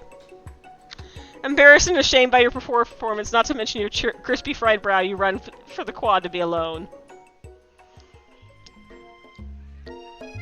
The beautiful weather feels like an insult. Inside of you, a storm rages. It's Colonel Sanders. He's probably here to tell you that he and Ashley are in love and has decided to get married. And he won't even ask you to cater his wedding because you're a terrible chef and an awful person. You try to hide from him, but he approaches you directly. I'll know you're hurting right now. Not just from the devastating loss, but from that run-in with the mixer and that small fire. We should get that checked out. I'm fine. Can't you just leave me alone? I'm a loser. I'm not fit to fill your fryer. What? I'll never be a master chef. Failure is part of life. Not just for you, but for all of us. Do you think I've never failed at anything before? Well, I haven't, but, you know. That's exactly what I think. Well, then think again. I wasn't always the man you see before you. Enrolled in culinary school. Incredibly handsome, successful, motivated. Well, handsome, sure, I was born that way. But I've walked other paths, arrived at dead ends. I was passionate about life, but I failed as an obstetrician. What? You went to medical school? I was passionate about justice, but I failed as a lawyer. How many times have you failed out of college, dude? I was passionate about livestock, but I failed even as a mule handler. That one was especially humiliating. Mules can be so cruel. That's why I ride a horse now. I lost my business partner to a gunfight. I didn't know. I'm so sorry. People see my delicate ribbon tie and my well-kept beard, and they assume I've got it all together, which is true now, but it hasn't always been. Sounds like this guy could really use a hug. I resolved then that I was gonna amount to something. No amount of hours, labor, or money can deter me from giving up the best I had to give. As Colonel Sanders poses very dramatically, he changes focus, and you can see something ignite inside him, a burning passion. One has to remember that every failure can be a stepping stone to something better. My new dream is pure, it's honest, it's something that a humble man in a crisp white suit can be proud of. I will create a new chain of chicken restaurants that will bring joy to the entire world and make up for my past misdeeds. Wait, what crimes did Colonel Sanders commit? Oh my god, he did a genocide. Yay! Just as your moment grows intimate, you're interrupted by a threatening, shadowy presence. Battle scarred from the night before, you prepare for the west. It's the Spork Monster! Borko? It is I. I know I said I wouldn't be back, and after the whole fight to the death thing, maybe you don't really want to see me anymore, but... Just wanted to say that I was wrong to attack you, and I apologize. I know what that it's like having to look over your shoulder. Monster problems, am I right? Aw, thanks, Borko. I'm glad that there's no hard feelings. Getting jumped by a giant creature in the dark of night can really rile a person up, but I also want to apologize for the way I switched into attack mode. I know that you're strong, and cooking school can put a person under a lot of pressure. I actually used to go to this school. I wasn't always a Spork Monster, you see. I don't believe it! You were human once? Well, no, I was a golden retriever, but I was still a student. Until one day, some mean kids with a magic spellbook cast a dark enchantment on me, and I was forever transformed. A magic spellbook. Oh no! The Cluckonomicon! Precisely! I had procured a copy for myself, but somewhere along the way I've lost it. If you find such a book, I beg of you, respect it! You're a powerful chef and shouldn't rely on such dark and evil magic. No, you shouldn't be protecting... You should be protecting the innocent from those who would cheat them through sorcery and guile. If you need me, don't fear. I will be there. Sounds like there's some bad cooks in the kitchen of life. Chefius, together I am sure we can defeat them.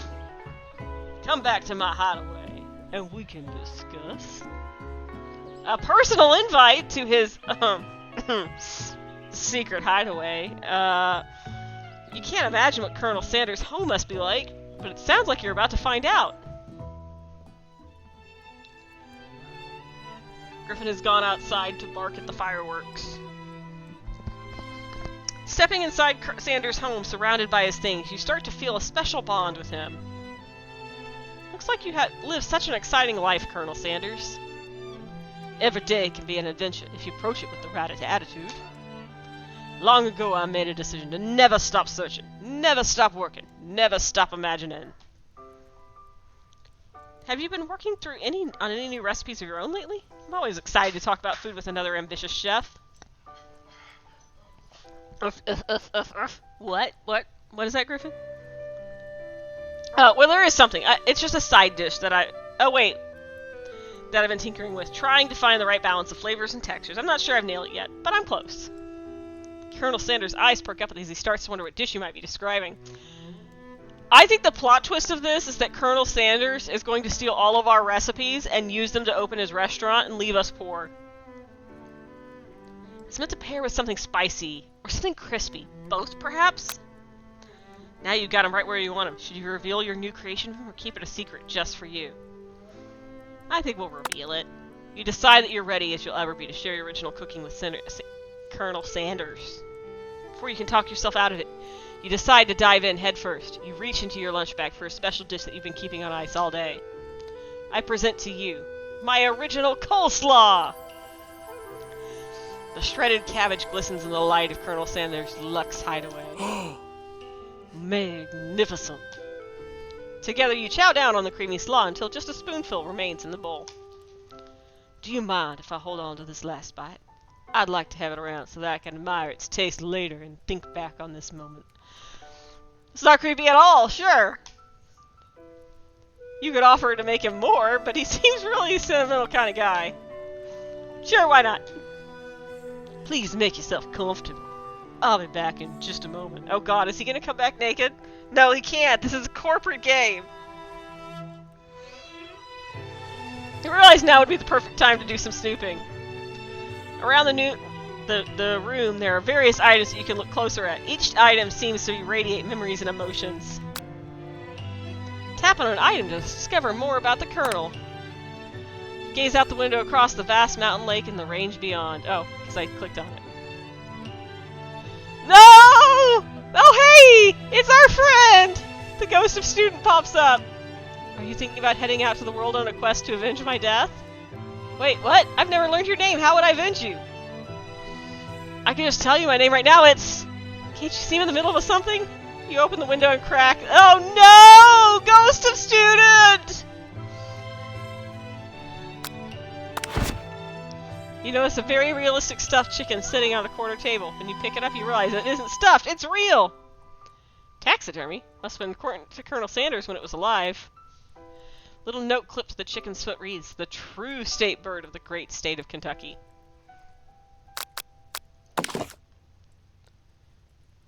One of the framed photos showed an old man who looks a bit like Colonel Sanders standing in front of a friend. They hold fried chicken drumsticks and appear to be cheersing them. That is not what that photo is! That is not what that photo is! You look closely and see there's a short inscription. I wonder who my friend Pete is.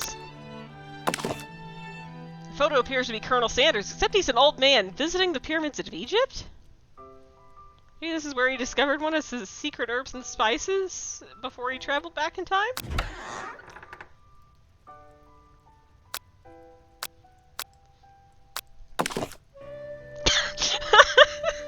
An adorable little baby boy crawls from the floor from the goatee and mustache coming. You figure this must be Colonel Sanders.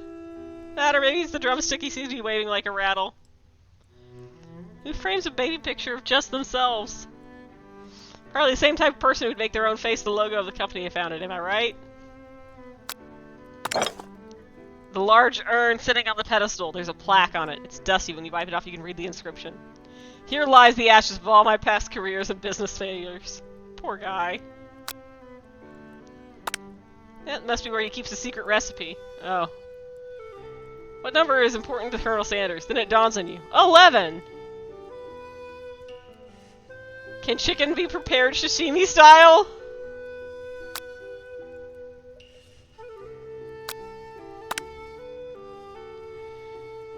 Oh, I wonder, is it chicken? Is it fried chicken? Power tool. Oh, no, I was wrong. Freshly starched collar. Piece of wood floating in lake. Summer of '69. Oh, it's a secret ingredient. It's... I don't know. More salt. Lock of silver hair is woven through the teeth of a comb. Isn't just silver in color, it's made of spun silver.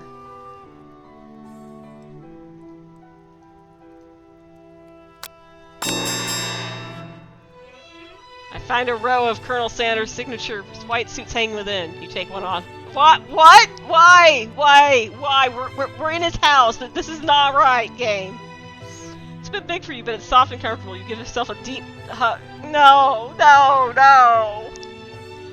They say home is where the heart is. Is this what the... No! No! Stop portraying on his clothes! Before I can do anything, Colonel Sanders returns. He's got a new dish that has been working on, and he wants you to taste it. You try to act casual until he asks why you're wearing his jacket. Oh, I don't usually loan those out, but must say, it does look good on you. Oh crap, the jacket! Just tell him the truth. You confess. I think I've developed feelings for you. I might have developed feelings for you too, but I'm concerned. I can't let anything get in the way of my dreams. So are you gonna murder me? Overwhelmed, you take the jacket off and run for the door. But the thought of leaving Colonel in the midst of such an emotional breakthrough leaves you pause. You stop yourself. Colonel? Yes? I honestly think this might be the beginning of something wonderful. I think you're right. We should take things slow. You talk late into the night and drift off into slumber. Dream sequence! Hey, look, it's our favorite screen again. It's Ghost of Student again! You awake to a beautiful morning in Colonel Sanders' hideaway. Did you make the right decision on how to respond to Colonel Sanders? Only time will truly tell. Today is a day that could change the rest of your life. You think about the new secret ingredient you just learned about. In some jurisdictions, blank isn't even legal. But if the recipe is secret, how will they know? It's just cocaine. Your thoughts are interrupted when Colonel Sanders emerges into the room. He's holding a gorgeously plated breakfast and your mouth waters at the sight of it. He is a simple breakfast I just whipped up. It's meticulous. I mean, those biscuits do look really good. You taste Colonel Sanders' food and it takes you on a journey. When you return, he's waiting to ask you an important question. So, would you say that we're the perfect match? How presumptuous! My cuisine and your taste buds, that is. Such confidence, such grace. Could he be the world's greatest gift to cookery? Sure. You know, I think we might make a great team. A single tear begins to pool in the corner of his eye as he gazes out the window. And with the right business partner, I know I can't fail. Business partner? Could he be talking to you? It's all happening so quickly, overcome with emotion and confused by your feeling. You're on the verge of tears, unable to speak. The only answer you can find is to run out the door and get home. And then you get run over by a bus! There's still one more day of school after all. The University of Cooking School, Academy for Learning, waits for no one. You get home and find something very surprising. Your best friend is there, waiting for you. Where have you been? Because I had one heck of a night. I've been desperate to talk to you about it, but I couldn't find you. I got worried that something happened to you. It's okay, I was just... But now that it turns out you're fine, I can finally get you up to speed on the saga of Miriam. Sure, but you will not believe what happened to me after school yesterday. I went on a date. I think I can believe that. Since I've been partnered up with Clank, he asked me to go out with him. Of course, I told him you better keep your dials turned polite and respectful. I'm not that kind of girl. But he was just interested in spending some one-on-one time together and getting to know me. So I said, yeah, sure, I can get to know a little metallic guy. Long story short, he took me skydiving with his friends, and things quickly spiraled out of control. Did she just say skydiving? If that's a typical first date to go on with a talking pressure cooker? And now I'm not really sure where we stand.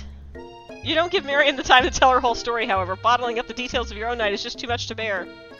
And I went on a date too, back to Colonel Sanders' house where I spent the night with him. You what? Nothing happened, but the emotional connection. Wowzers. Miriam tells you to move on from this whole Colonel Sanders obsession and focus on school. Being obsessed with Colonel Sanders is wrong. You don't want to be right. After a short argument, you both agree to go your separate ways. Wait, did we just break up with our best friend? When you arrive at school, you encounter your rivals in the quad. You can tell from a distance they're picking on Pop, though he himself might not quite grasp that fact. Because, you know, he's Pop. What's a swirly? It sounds delicious! Oh, it's great. I'll order you one up right away. I'll have my swirly with sprinkles, please. Sprinkles is a dog and a treat. You can get your swirly dip, too. Why don't you go pick on someone your own size? Because I'm literally the biggest person in the school. Hold on, I have to summon my inner Valley Girl. There's such a horse on that Colonel Sanders ride to school, but who would dare pick on such a gentle and beautiful creature? Ooh. You've got some nerve, Sheffius, suggesting I pick on a defenseless horse.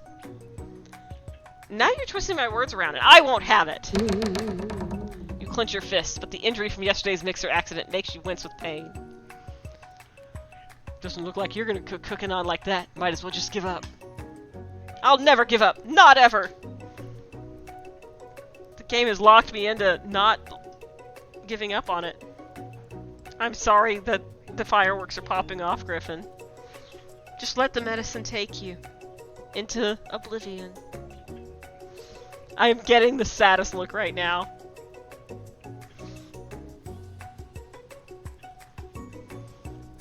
Colonel Sanders arrives just as it appears things are close to boiling over.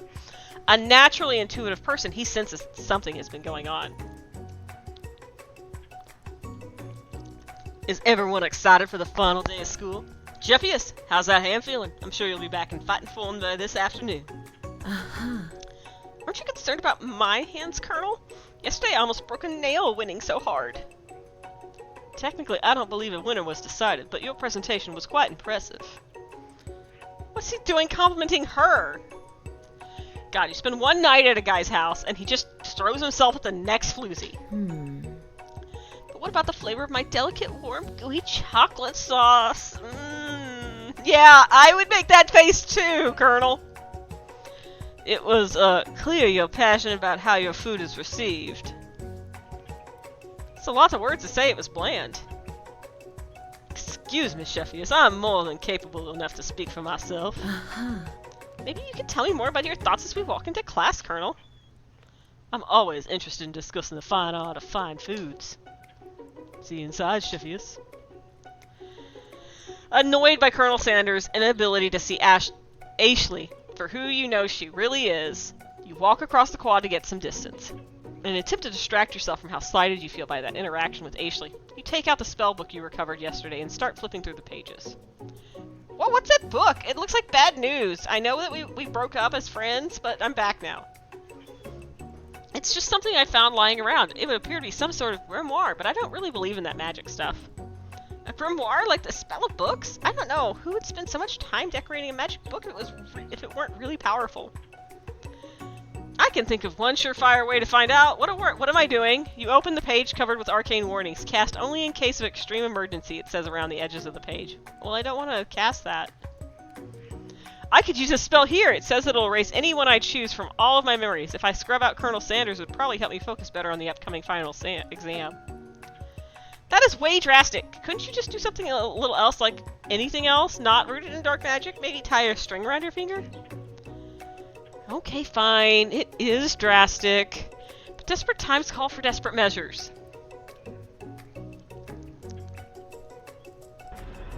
You've got a memory erasing spell sitting right in front of you, and a pretty good excuse to try it out. I won't do it after all. You take your friend's advice and put the book away. It's almost time for class. Sprinkles is already in the room, waiting for the students to arrive. He clears his voice to make a quick announcement.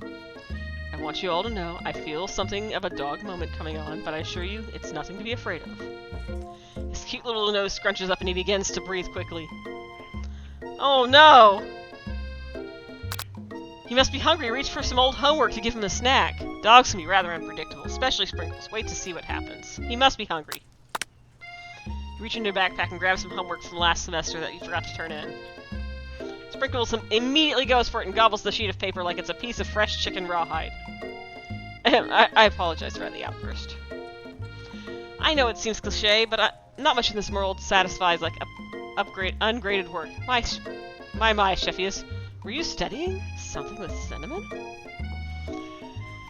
I've been sitting on a lecture series around the art of cake baking. How insightful! This actually brings up an important point. Thank you, Sheffius, for reminding me to dole out this indispensable bit of wisdom. You see. But before you can go any further, Miriam's love for drama spills over into the class. Sprinkles is interrupted by whirs and sparks coming from the back of the room. Oh no! Don't make out with your boyfriend! I told you to save it for after class! Don't make Clank cry! You think I wanted to be thrown from a plane strapped to a stranger? Miriam and Clank appear to be arguing, but you haven't learned to speak Clank's language of mechanical noises. Whirr. But no! You had to show off your cool friends Jeff and Joan. J and J forever. Watch us form a triangle in midair as we descend.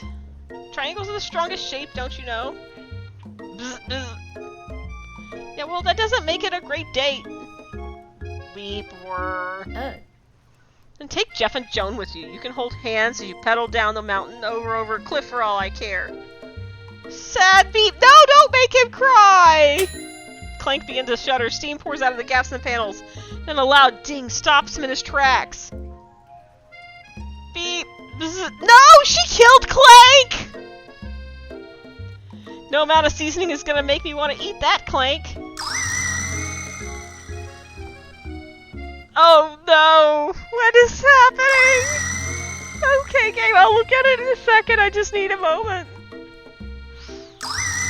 Clank burps out a completely deep-fried sneaker, considering that he himself has wheels, not feet. It's not entirely clear from where it came from. Did Clank eat someone, guys? In terms of deep-fried footwear, I guess it looks okay. Clank looks so proud of himself. No! Now Clank's crying again. He rolls slowly out of the room to be alone with his shoe. Everyone tries to pretend like they didn't see that entire thing go down. God damn, Miriam! Why did you break Clank's heart like that?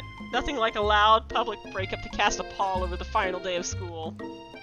Well, that was unfortunate. But we mustn't be distracted from what lies ahead.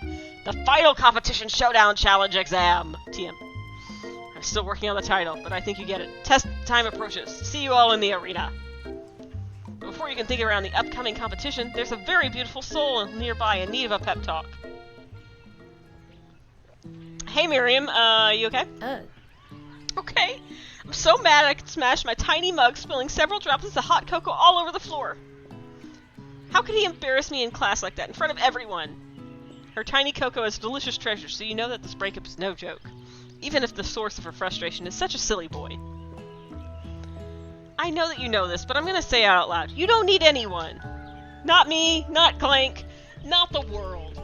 You can be by yourself all day long. You don't need anyone, Miriam. Me and you, oh yeah, yeah, me and you as well. You know, we're gonna cruise through the final test and hit the carpool lane to Success City.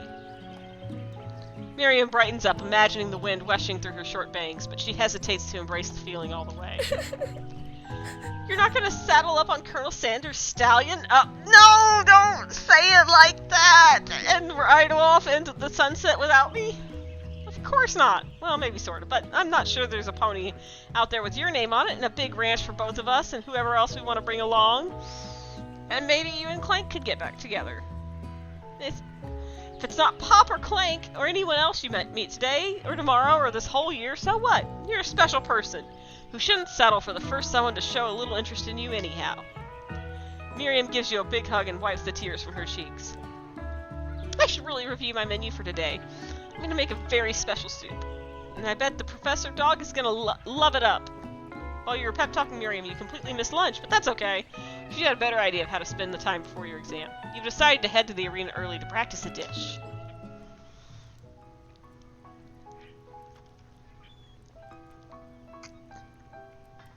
This is it. The location of your final challenge. A test of will. A test of courage.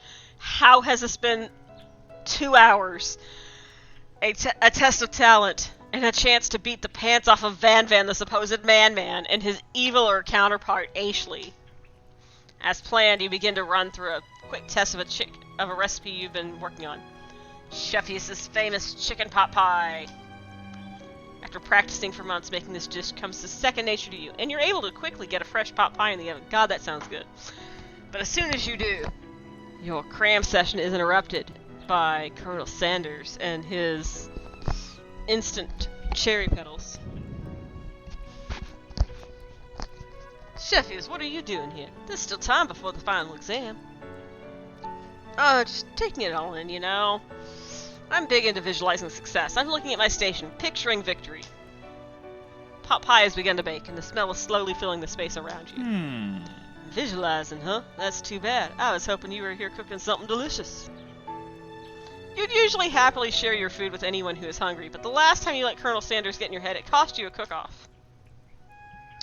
You decide that it's time to put your cooking above your romantic desires, but the decision that gets hard to stick to when the oven timer goes off behind you. I guess I'll fess up about my practice dish. Okay, you got me. Doing a little bit more than visualizing. I know, my nose can smell a pot pie from 400 yards. It's an oddly specific distance, but you'd expect nothing less from such an oddly specific man. You knew it was a pot pie from the smell? Not just a pot pie, but a chicken pot pie with an all-butter crust. And my nose is telling me something else. Oh no, is it burning? Oh no, I can smell it was made with a heaping helping of TLC and MSG. But it'll probably start burning any second if you don't pull it out. The moment of truth. Wow. It's the best pot pie I've ever tasted. And I've always loved country cooking, and I could eat this all day. There's no time left. The final showdown is about to begin. Sprinkles lays down the ground rules. There are no rules, that is, except to cook with everything you've got. You step up for the cook-off of a lifetime. You decide that mac and cheese plus the pot pie you've been practicing are just the dishes you'll put you over the edge to victory. Meanwhile, both Van Van and Ashley are prepping wildly elaborate dishes, per their usual over-the-top selves.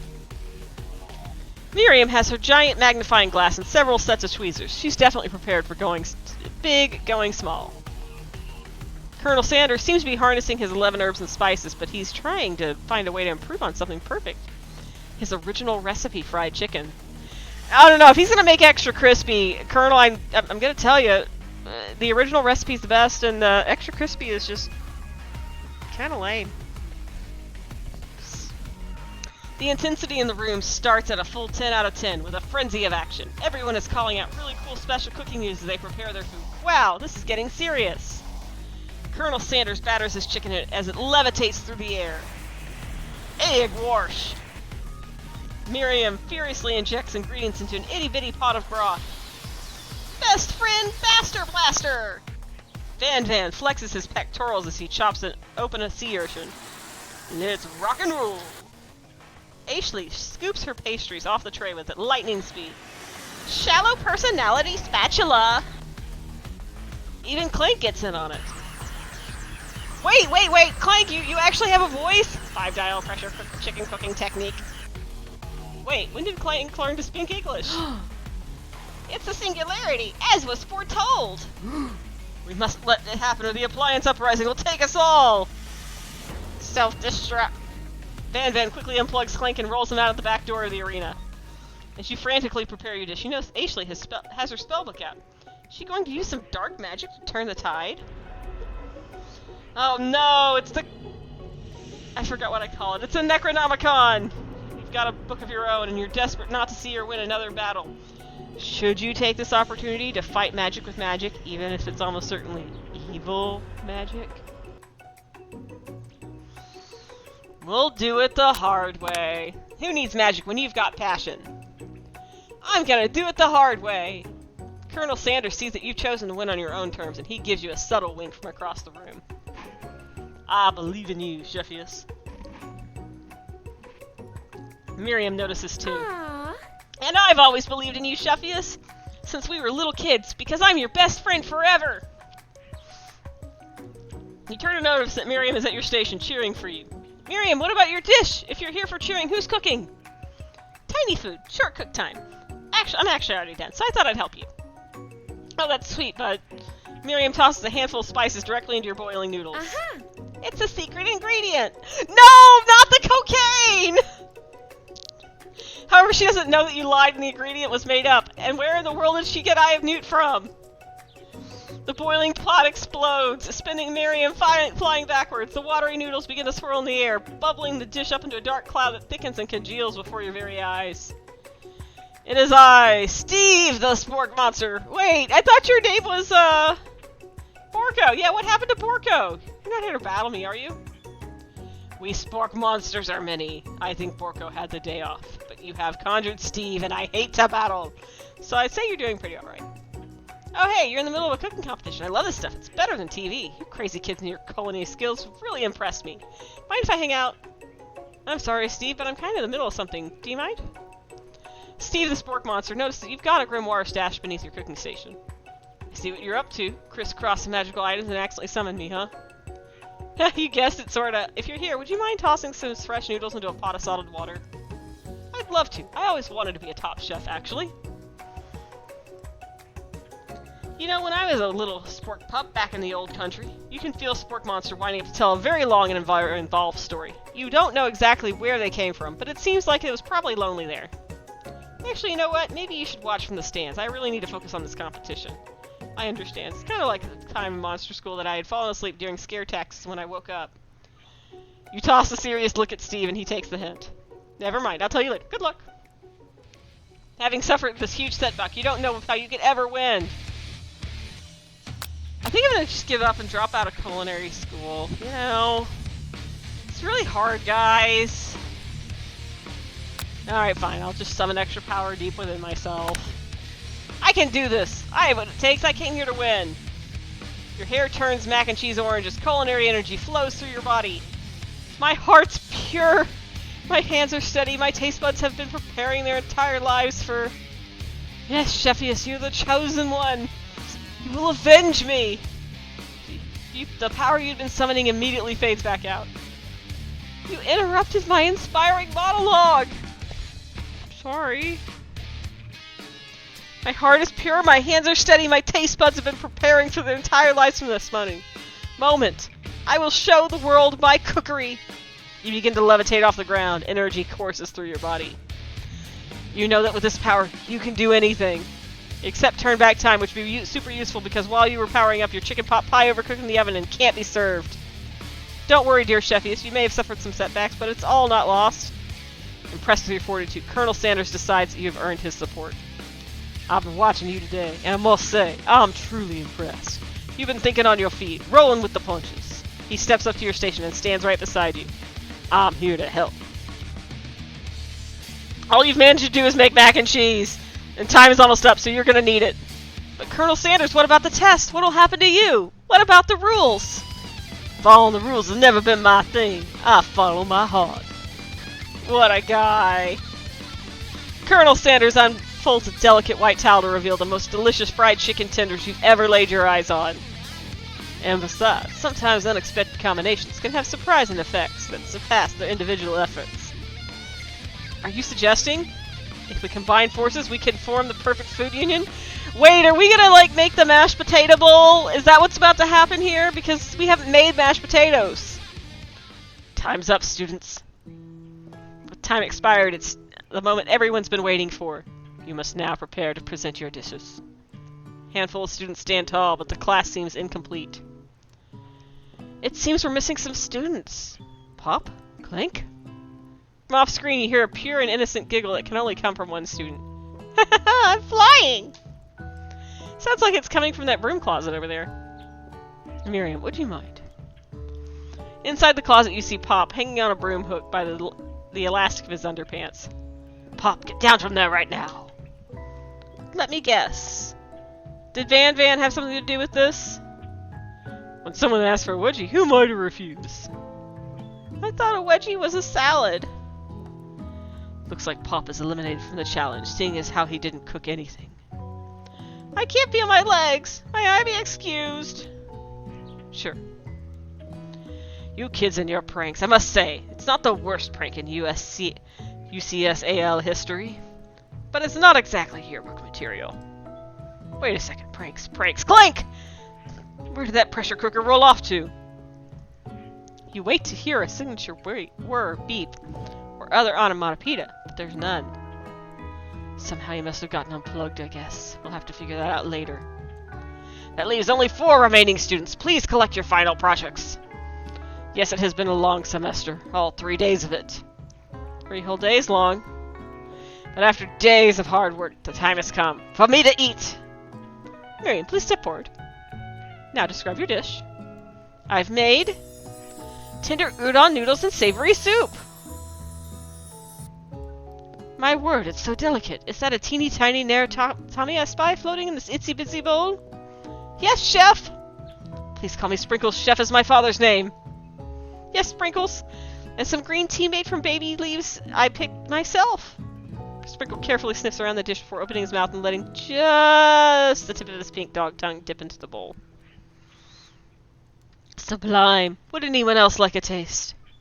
Oh, come on, I'm not one of those dogs who doesn't floss. I even have a really cute electric toothbrush for dogs. Fine, I'll enjoy it by myself. In a flash, the entire meal has been devoured. Not that it took much, it was just a thimbleful's worth of soup. A+! Rarely do I taste a dish with as much love poured into it as yours. Miriam is overjoyed. She gives you a big hug. Thank you, Shephius, for helping me believe in myself. Van, you're up. Now, describe your dish. I made uni of a smooth egg custard with an axe-hewn urchin shell topped with caviar. I'm sure this one's not poisoned. Did you skewer one type of urchin with spines from a second different colored type of urchin? Yes, Sprinkles. A bit much, don't you think? That's exactly why I did it. A bit much is kind of my brand. Doesn't it look cool? Sprinkle leans in to sniff the uni, but he can't get his nose closed on account of all the spikes. He begins to paw at it erratically, causing the custard to slosh around. Oof, oof. Please be gentle with my cuisine. Arrgh. Finally, Sprinkle goes all in, tongue first, but he can't get past all the needles. He reels back as his tongue is poked and prodded. My tongue! The professor appears to be having an allergic reaction to the sting. I can't eat this. It keeps poking my tongue. Disqualified. Stunning turn of events! Who would have thought that serving food in a bowl made of needles would make it difficult to eat? Dejected Van does not go gentle into the night. Disqualified for glamour? Don't discount its simplicity. This isn't the last you've heard of me! Before forcing us to endure his swollen tongue for another moment, Sprinkles graciously laps up a bowl of milk. I know. I'm a dog. I can drink milk. Get over it. Sometimes it helps calm my agitated tongue. Next student, Ashley, it's time to step up. Now describe your dish. I made orange blossom turkey delight and a light rosewater syrup topped with French meringue and connected by sugar glass.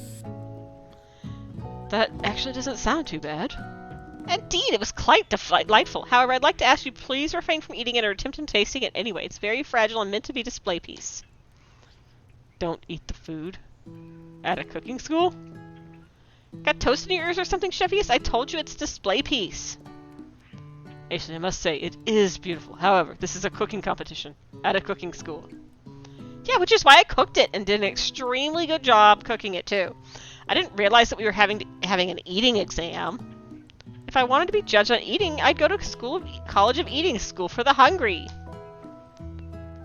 Yeah, that's my reaction, too. I suppose you could smell it if you absolutely insisted. But don't breathe too hard, you might disrupt the sugar spiral.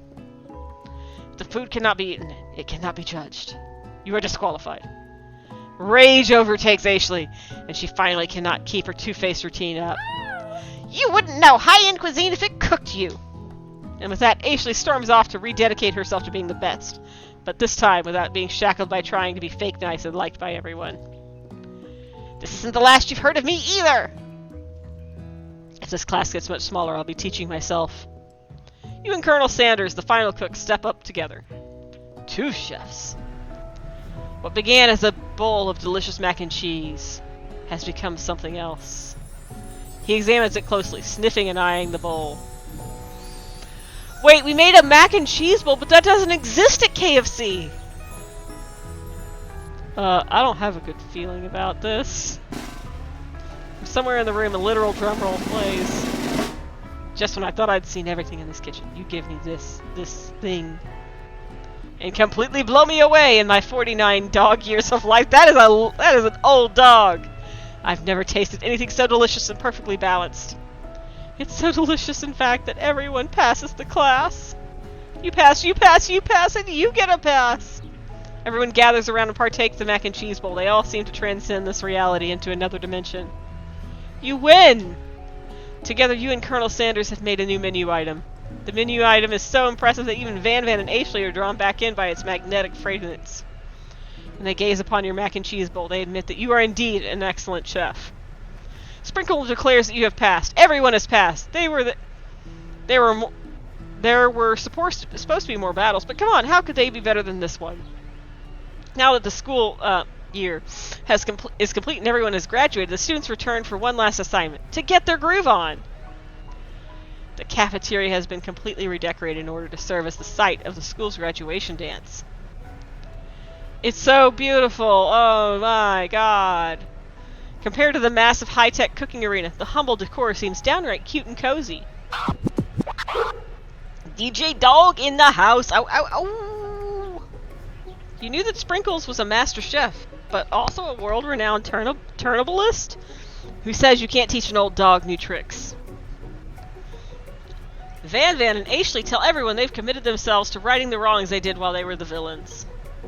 For a moment, you actually believe them. Not another haunting. No ghosts allowed at graduation. It's clearly written in the school's bylaws. I was never actually a ghost. It was all a trick to get you to finally notice me. Oh, amusing. And now that everyone is together, it's the Spork Monster. He is totally mellowed out. Everyone, the Spork Monster is no more. From here on out, I prefer that everyone referred to me by my new name, Party Monster. Student tries to finish what he had to say, but everyone is too wrapped in talking to Spork. Sorry, Party Monster. Dejected student walks off. No, student! Maybe things didn't work out for Miriam romantically, but she found the love in her cooking, and you know she's gonna do great. A red carpet rolls out on the floor of the barn. It's like a Hollywood movie premiere. Who could command such an entrance? Indeed. It's Pop! He arrived late to the dance, but apparently for good reason. Walking the carpet, you see perched atop his dirty chef's hat. A crown? Welcome back, Pop. I know you weren't able to complete the final exam and accept your diploma. So we had it mailed directly to your father. We figured that was the least we could do for the school's dean. Now I get it. And we get a new wing on the school, not to mention the honor of educating the son of the chancellor of such and such. The music at the dance is interrupted by the sound of sparking and electrical hissing. Clank's alive, guys! It's Clank who's arrived late to the dance. Now that I've graduated, I can reveal my truth. Whoa, he's still doing the talking thing. I am Clank, and I am not of this earth. I am actually from a faraway planet in another dimension. What? What? I actually feel like I knew this the whole time. Now that I have learned the ways of your kind, I must return. Miriam, will you come with me? I don't know what to say! Besides, no, obviously. I've just begun to learn who I really am, and this isn't the time for me to devote my life to figuring out who you are, Clank. You're blown away by Miriam's maturity. It's pretty clear she's managed to surpass you in that regard. I understand. Kind of. Humans are weird. I'm going to cry and rust. A portal opens up and Clank disappears through it. Finally, Colonel Sanders arrives. Howdy, classmates. I can't recognize him without the bow tie! Just like the first day you met him, he has come prepared to feed the entire class. However, it's not just enough to give them a bucket of chicken. This time it's a full meal. I didn't get to be the most famous chicken man in the history of chicken, and man, by not reminding people to go out and buy my chicken. The end? No, it's not the end.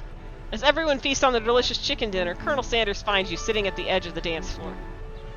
Shiffius, what are you doing sitting all alone? Oh, you know, just waiting for the right person to ask me to dance. I wonder, might you tell me, what are the qualities that you'd expect to find in such a lucky person? Off the top of my head, I don't know. Spicy musk, tidy goatee, and a degree from the University of Cooking School Academy for Learning, just to name a few. It is truly my lucky day. Would you dance with me? Yes, I would love to. As you glide across the dance floor, hand in hand with Colonel Sanders, the future stretches out in front of you. A spicy musk, yes. And once my 100th franchise is up and running, I'll be ready to take a day off, and I'll be so glad to spend it together with you, Shiffius. How sweet. We'll work together and play together. Colonel Sanders stops dead in his tracks. Work together? I think this is something I'll just need to do by myself. But who will help you run your restaurants? I don't believe I need help. Besides, based on your time here at school, do you really think running restaurants is the best path forward? Could it be you found a love connection but failed to earn Colonel Sanders' respect as a chef? Can you live with only half of him? Will you be able to endure sharing him with his other life, the life of an entrepreneur? I suppose I could enroll at pastry school. Oh, my dear Shiffius, I'm sure you'll find your place eventually. And along the way, you'll have me by your side. The end.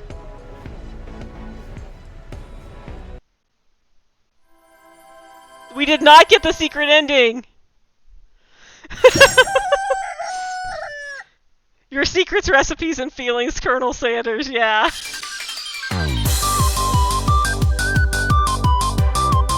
Well, guys, we did it! We got to the end! We beat the game! We didn't get the secret ending, but I'll just accept that.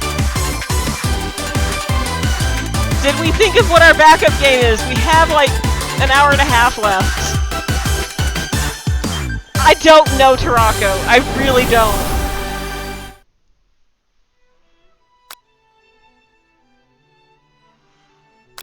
I don't know what we just went through together, but we went through it together. It was an experience. What are we gonna do for an hour and a half now?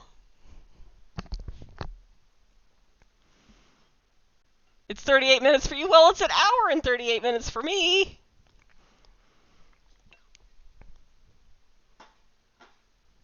Alright, guys. We need to come together. We need to think. What are you guys feeling? In your hearts of hearts.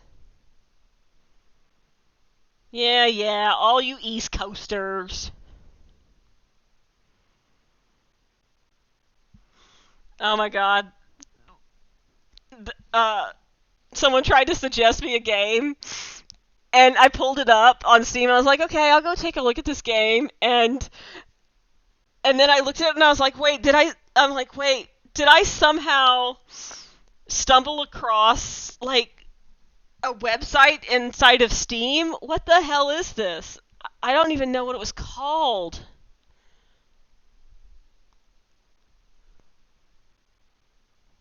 Yeah, I don't know what it was called, so I can't even. I don't think there's a history, so I can show you guys. We have not done Sweater in a long time. Do we want to do that? Because you know how we get with that game, guys.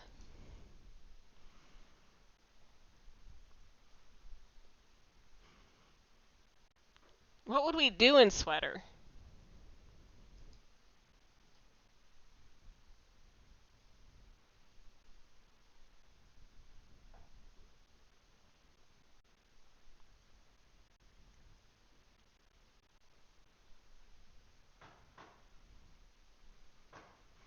I have not bought. No, I need to actually. I need to spend. I need to put.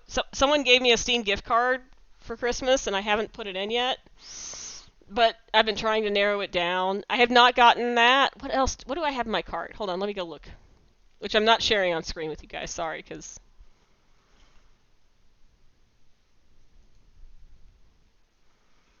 Oh yeah, that's right. I did pick out something for us to play in the new year. But I'm going to save that for another time.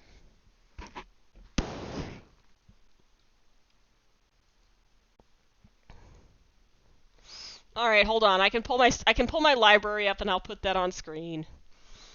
Hold on.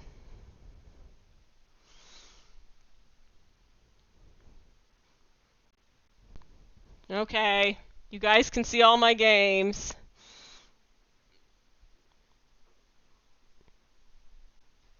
But no, I haven't gotten Rogue Trader yet. I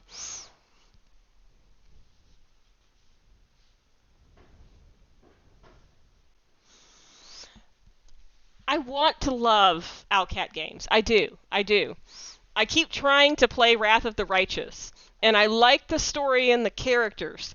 The battle system, though. I feel like I'm just playing WoW, but badly. And so I'm trying to figure out how to love the battle system inside of... I'm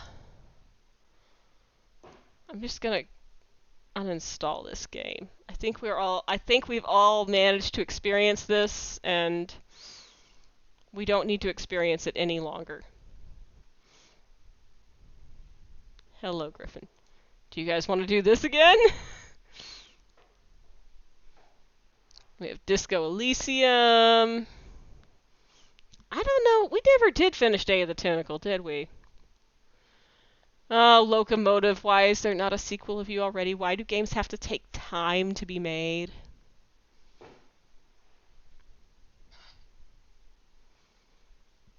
Anything? You see Evershine. I can't show it. I'm sorry. I actually can't show that one.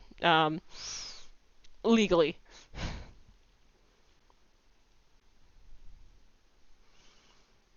At least not yet. Not until it actually launches. I want a game I don't have to talk through. Ugh. That took a lot out of me. Uh...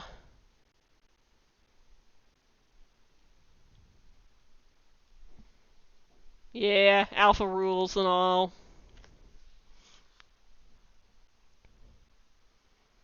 You can see its icon, and that's about as much as I can show you.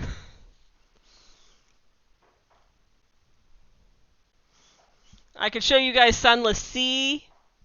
We could revisit our old friends from, was it 2 years ago?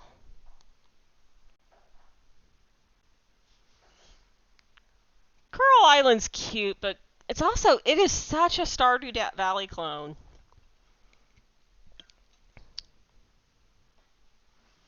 Do you guys want spooky? You want something spoopy?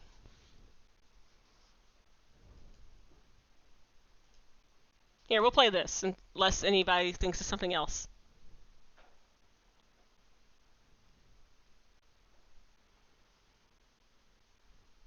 But I'm gonna have to stop narrating literally everything. Ugh.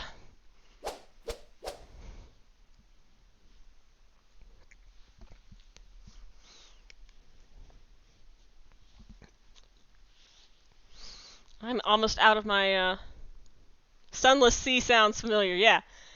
We'll do this for like a little bit until we decide to move on to something else. Oh, Griffin.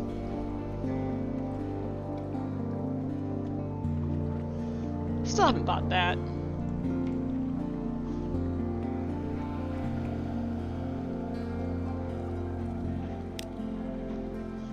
We'll make a character together.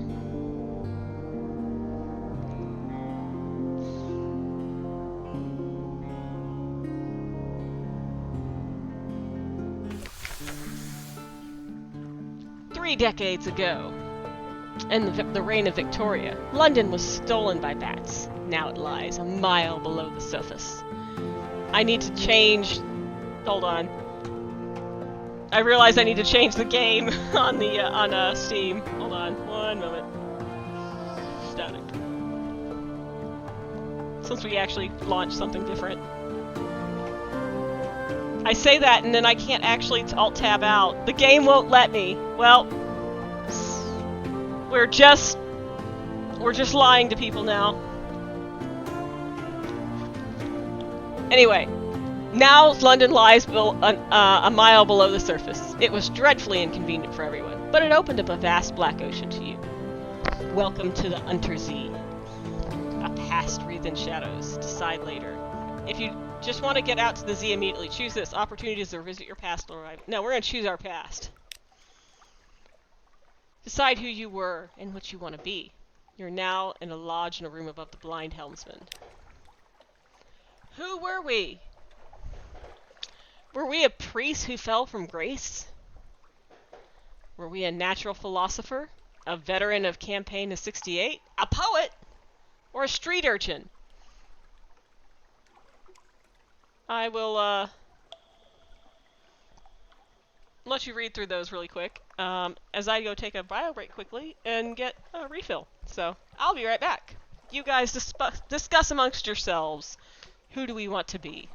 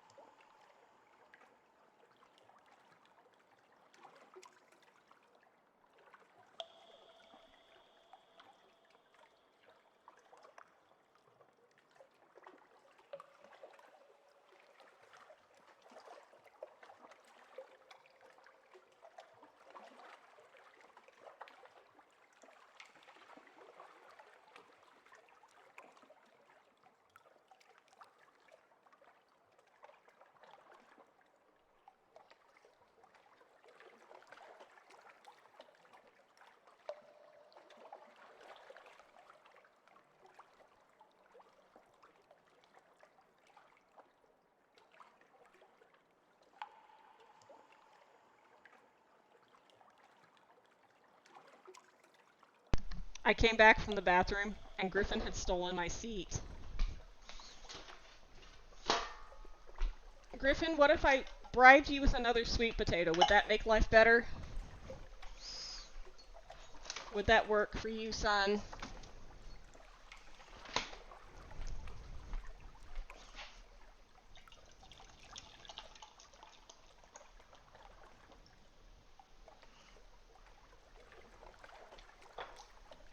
I'm gonna switch glasses. This one's too small. Alright. Alright, guys, I have not looked at the chat, so I'm not sure if you've decided our fate or not.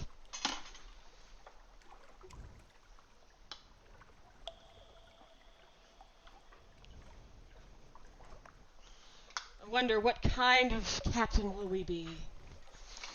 Will we be bold? Will we be weird? Surely we won't be a cannibal. It's hard to say, you know. Life comes at you fast. Griffin, can I have my spot back? The look on his face says no. It really says no. I'm gonna take a picture.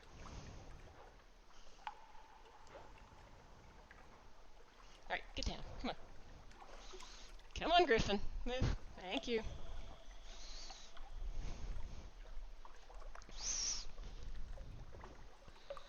Urchin. Okay. Urchin sounds good. I will do that.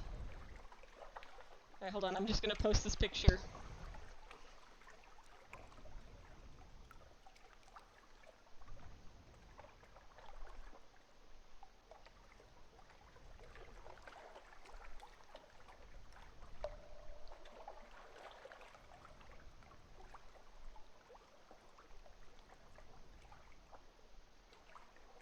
So you guys can see it. I'll add tabs later.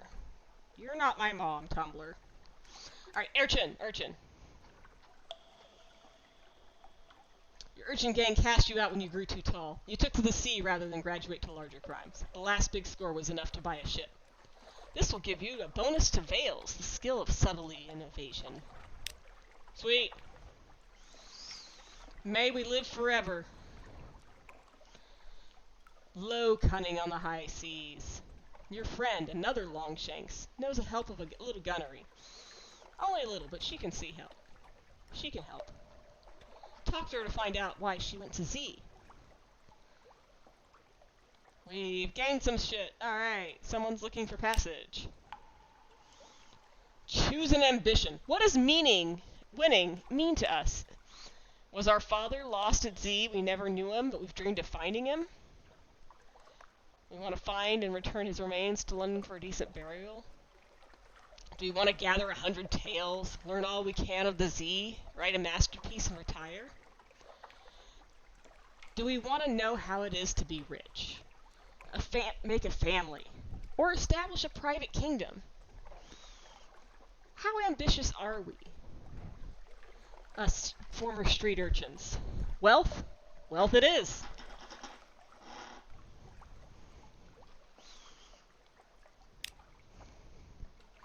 Beyond the dreams, the Untersee is full of riches. Death and darkness, too, but it's worth the gamble. To win, I've never won. Gather a substantial retirement fund, upgrade your lodgings to a mansion, and retire. I'm sure we're going to make it, guys. Captain, an irregularity with the Harbor Master's office. They wish to know what term of address you prefer ashore.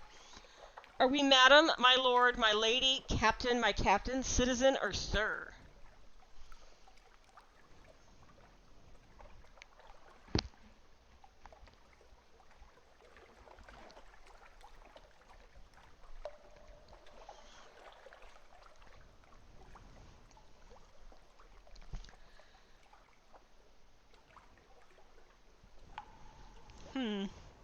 Captain? Alright.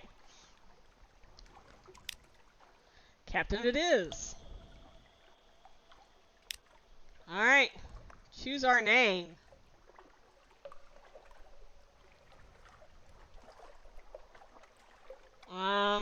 And our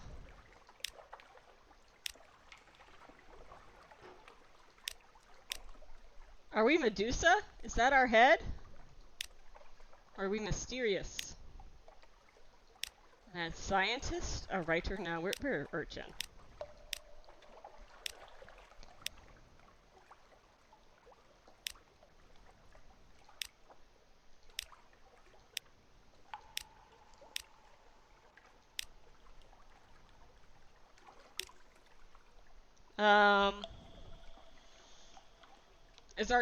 Is our first name Captain our last name Captain?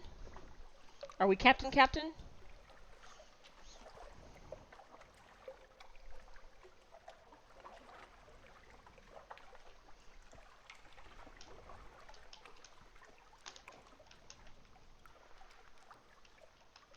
I don't know, guys. I'm out of names. We're just gonna go with Zezius. The fourth. Oh no, I want to go. Oh, no, we're stuck. Alright. A passenger! Okay, who wants to board our ship? Agree to carry the anxious university student to Hunter's Keep. He has no money, so the other captains have no interest, but he's a passionate youth, and promises that his studies in lore and flukes will be rewarding enough. Yeah, sure. He jumps aboard. Please take me to Hunter's Keep right away. A Lorn fluke, full of dead Lorn fluke, washed ashore. I'm doing my thesis on them. Do you know they can digest human memory? And I may never have another chance to study one up close. Alright, well cool. We'll go to Hunter's Keep.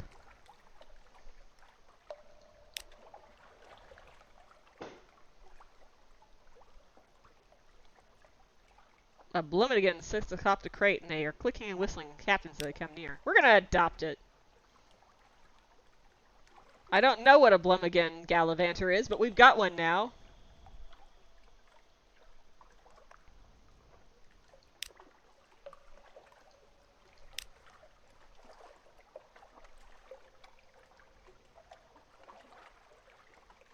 A matter of luck, there is no danger here. Locked. Modest challenge.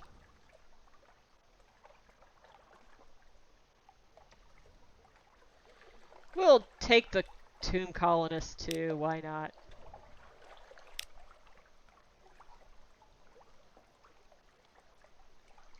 Alright, that's good enough. We're gonna... I have to remember how to actually go.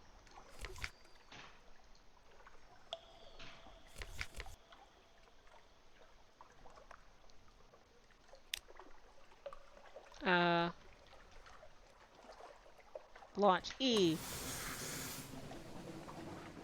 There we go.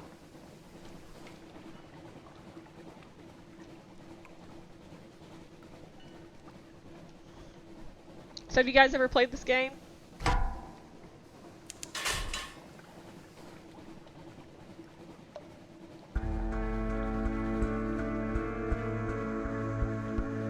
It is surprisingly, like, it's fun and in ways can be... Never seen it before. Have you ever played Fallen London? Where are we going?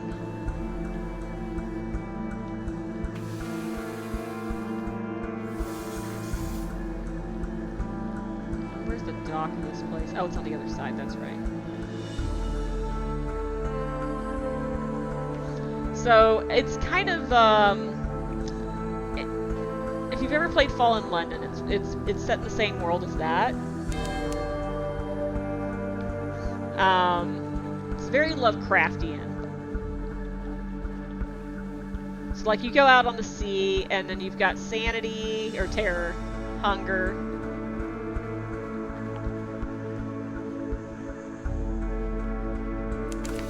Hunter's Keep. Grand old house, a hump of dark rock.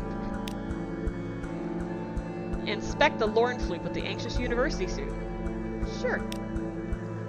Lies on the shore, just beyond a hill. You can just make out the fluke spikes over the grass. It rushes by you. Whooping, he stops on the hilltop, on the shore, standing before the mass of dead needles. It's a drowny and a nuncient postal. Glowering up at you. This is not where the fluke belongs. The drowny cries in a plummy voice. It's to be taken elsewhere. It already has a delivery label. That means I don't have to deliver it, the student sneers. Sod your label, my captain. Captain, help me haul this beast to Station 3. My advisor is the college has arranged the room for its dissection and study. My work will benefit us all. Where should the corpse go?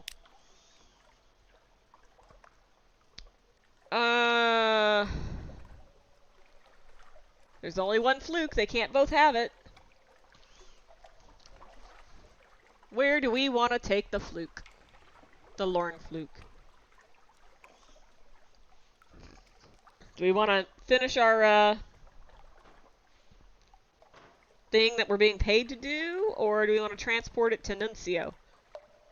Or wait, he's not paying us, is he?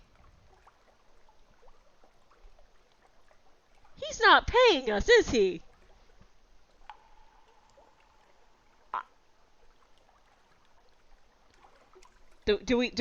Is it for science? I mean, he did ask us first. I have no idea where either of these things are, so we just have to... We'll just find it when we find it.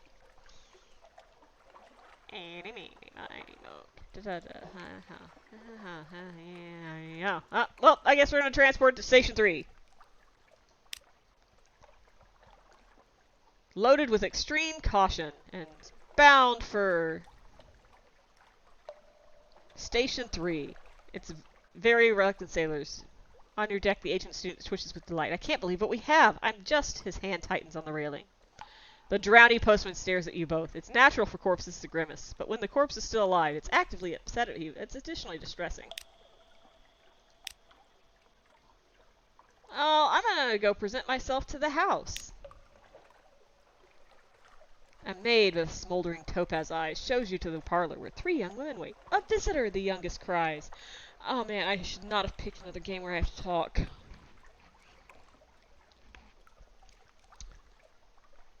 The next youngest chuckles. The eldest sighs. Do excuse the indecorum. Visitors are rare. You're welcome. I am Cynthia. The noisy one is Phoebe. The cheerful one is Lucy. Well, let's join him for lunch. Sure. Oh, we have to pick which one to lunch with? Damn it. Damn it, sisters. I'm gonna go with Lucy.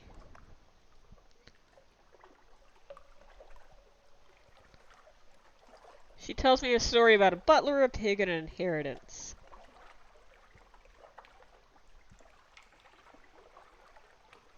We're as cheerful as we've been in months. Wait, why is the stone god's attention on me? I don't know if I want that. Let's go reconnoiter the island.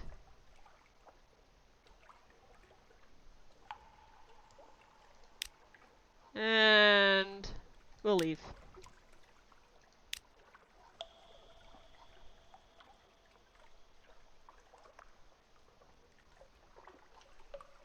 Alright, we're gonna go till we die. We're not gonna try to die, but we'll go till we die and then we'll switch to something where I don't have to talk.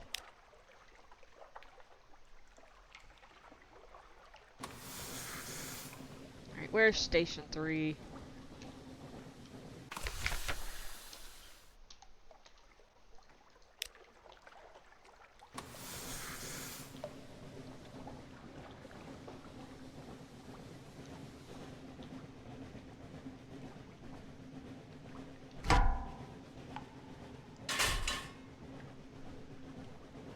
I feel like there's a way to go faster.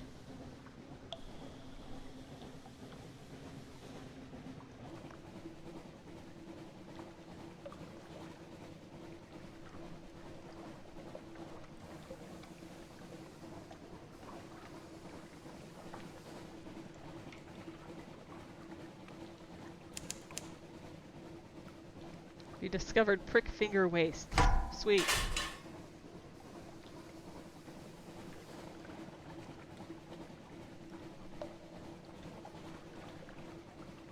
Now, it's very easy to die in this game.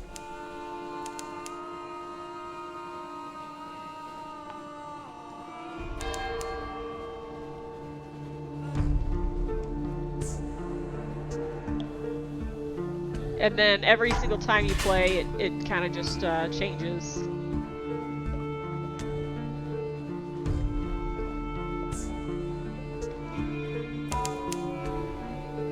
Oh, you have gained a secret. Speak to your officers to...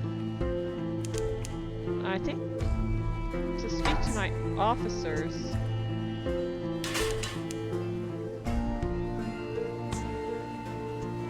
Oh, right click.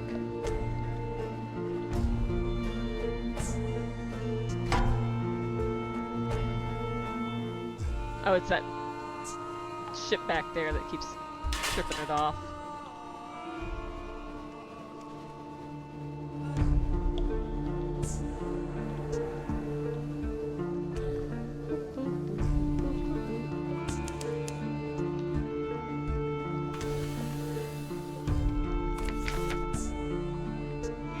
You brought this decaying immigrant north. Now what?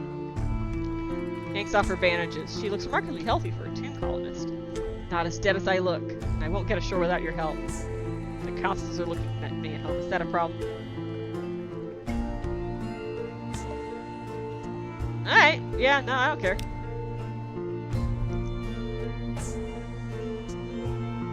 You slipped your furtive passenger past the skin check post. Thanks, Captain. Let me teach you a couple of tricks, just in case you do this again. Here's a little hush money. Hey, look, we, oh no. I apparently forgot to charge my iPad, so, I'm at 10% battery now, and we've got an hour left. Hold, please. I have to run power now.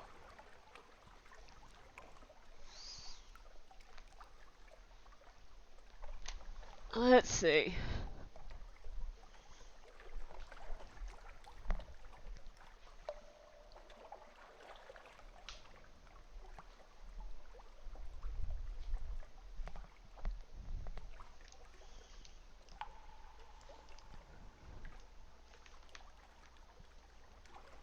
I have to run power, and it's a little stuck, guys. It's a little stuck.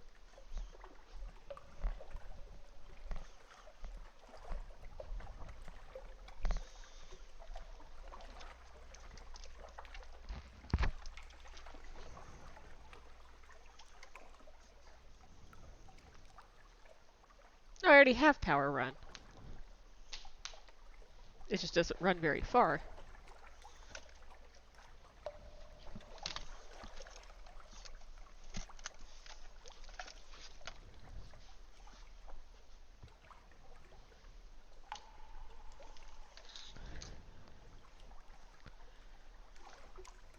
Alright. Saved. Okay. Let's continue.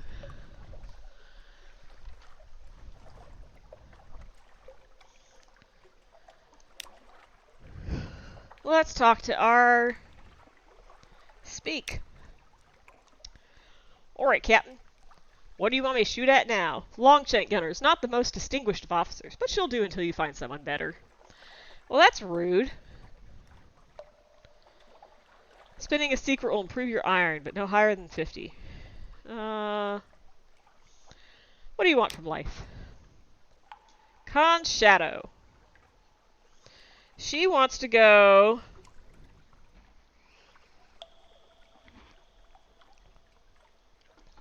to Khan's Shadow proper. Well, I don't know why you want to go there, but okay.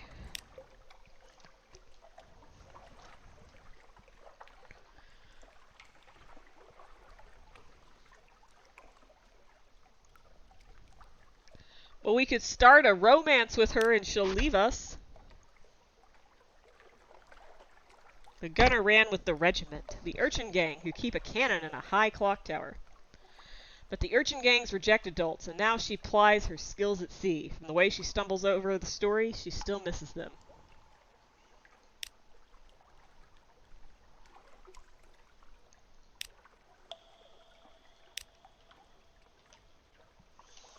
Okay, where are we going now? We need to find Station 3.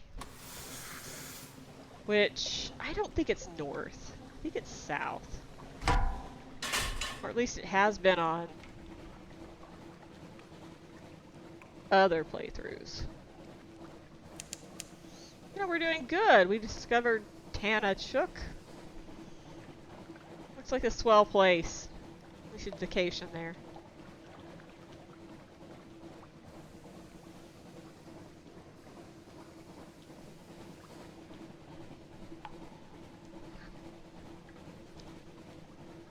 The ship is really slow, guys.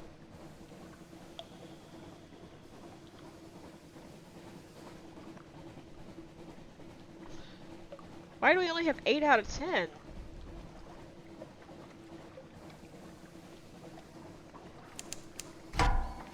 Uh-oh. Oh no, no, it's a bat swarm, shit!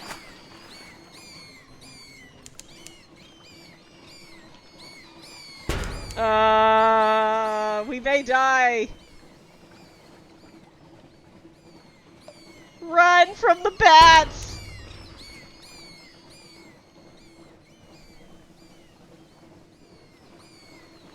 Maybe if we dock. Maybe if we dock, they'll leave us alone.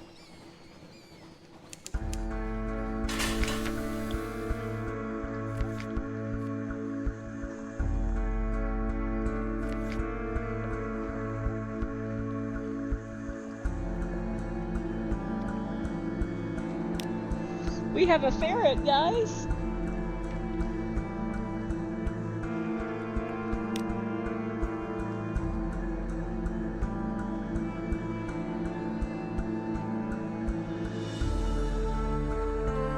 It's very cute, our ferret. What about our Blummigan Gallivanter?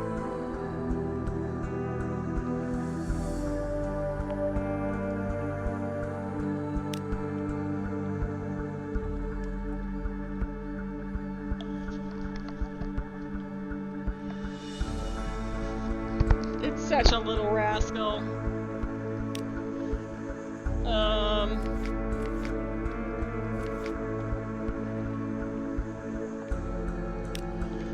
Well, the bats are gone now, so we can leave.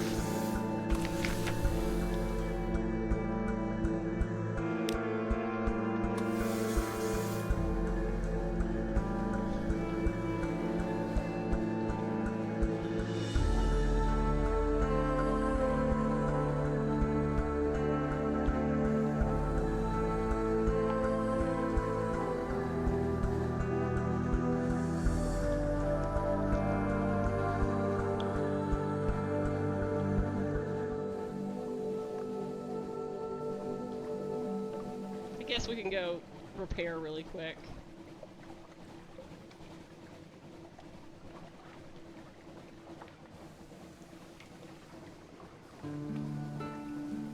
Because of the bats.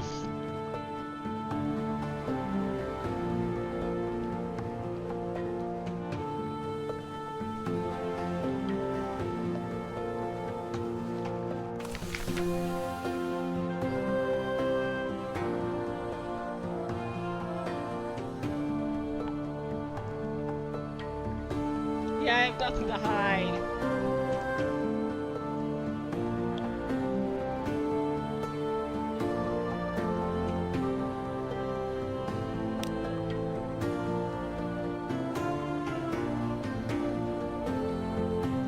I don't have anything, so I can pay my customs of nothing.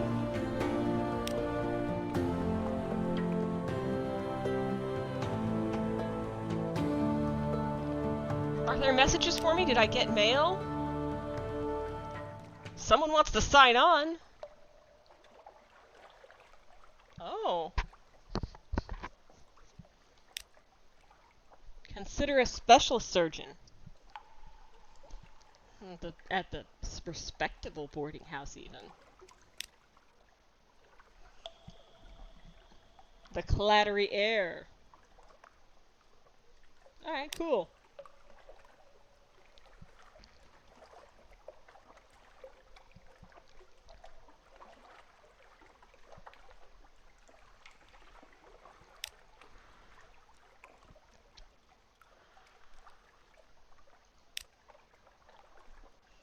Read the morning papers. Counted threatening war, blah blah blah. Lost one terror.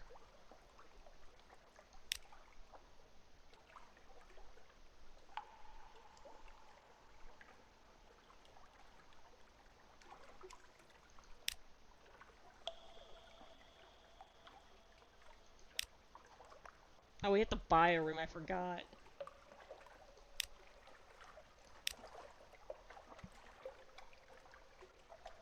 Do I have? I do have something I could give them. Yes, here's information about Hunter's Keep.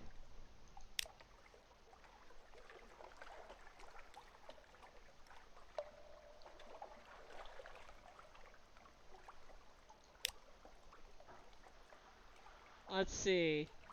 Visit the port below and return to London. Information from the Iron and Misery Funging Station. Okay.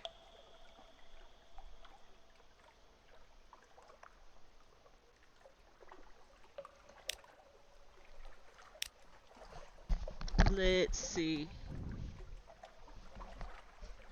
Oh, it's almost midnight for you guys. I'm sure you're gonna miss so much.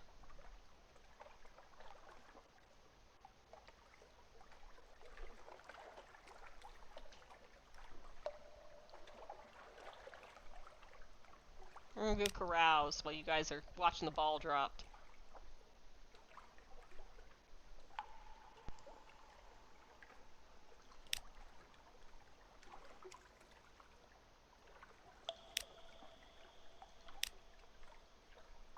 We've got nothing for them. Oh well, let's go back out into the sea.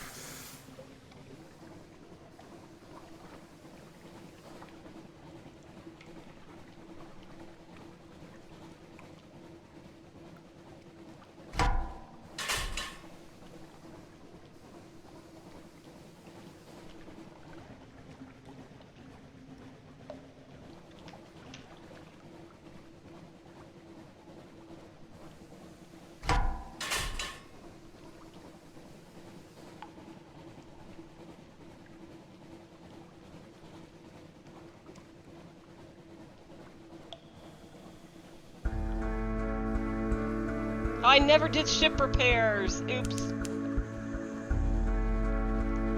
YOLO.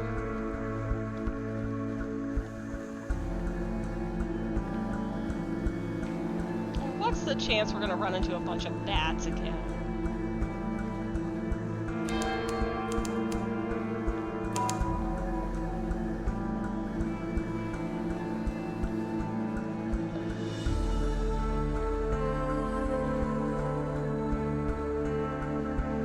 Let's go visit Quaker's Haven.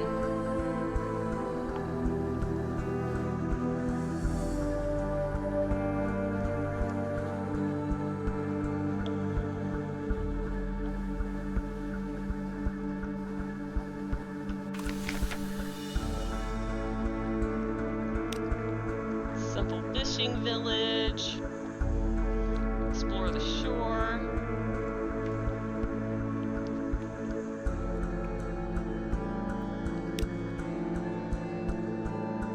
Wretched Mog. It's a kitty cat! Uh-oh. It's eating all of our food.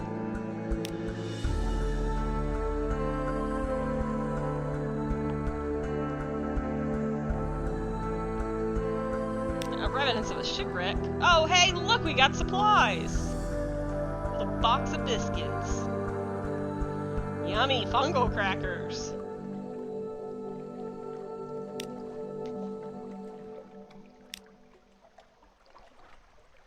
Let's chat with the fishermen. Gather some info.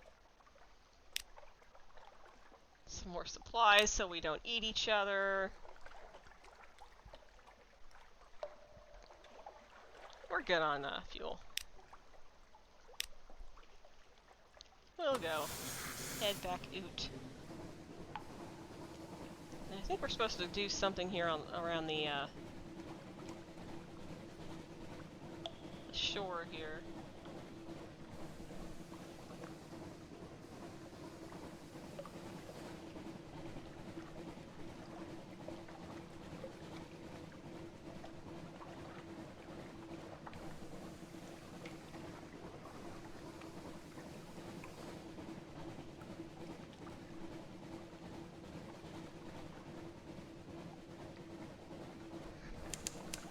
Happy 2026, everybody in the future!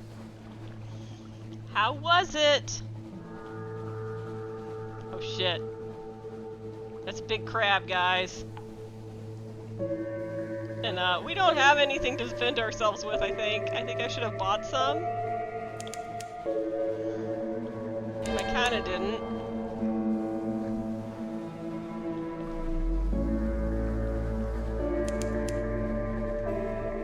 How's the future? Does it look brighter?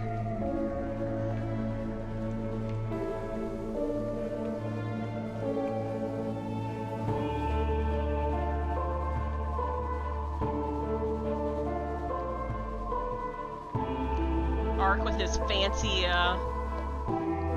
chat messages.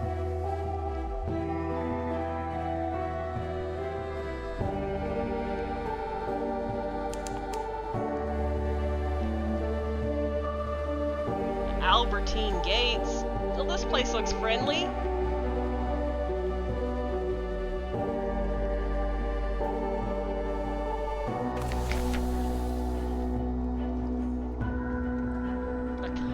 Cuminian Canal, the whatever, staging area. It goes back to the surface.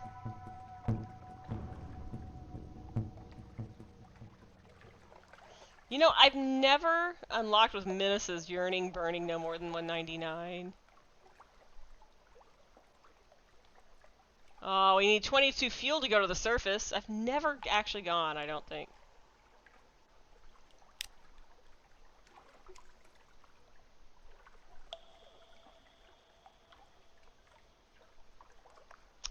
Someone got... a spy got killed. Let's see. Port report for the Admiral.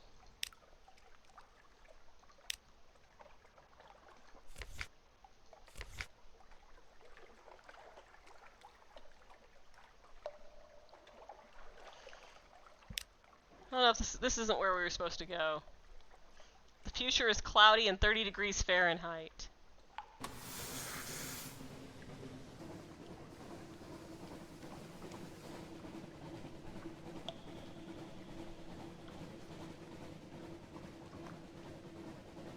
Okay, that's really weird for companies to be sponsoring the New York ball drop. Just saying. At some point, capitalism has gone a little too far, or at least ridiculous.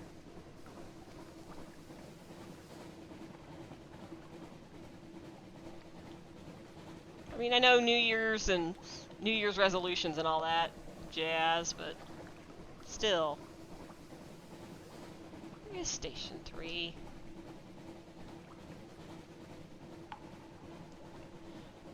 Did they tell us to head north or south?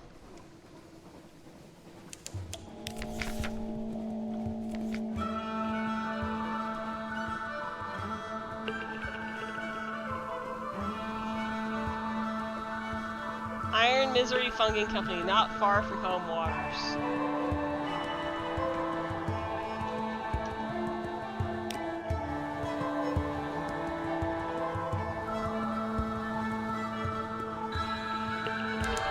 Looks dangerous.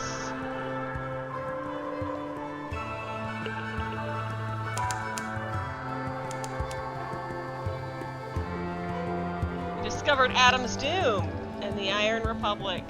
I think that was where they wanted us to go. Still haven't found Station fucking 3.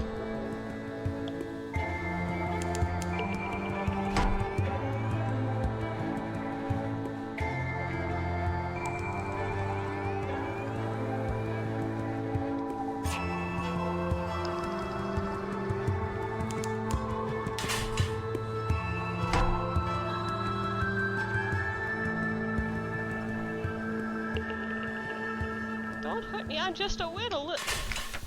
Oh, that's a very interesting eye. Hell's client state. Be wary. Their laws are not the laws of man or nature. Is this what I'm supposed to be doing? Iron and Misery Funging Station. Maybe?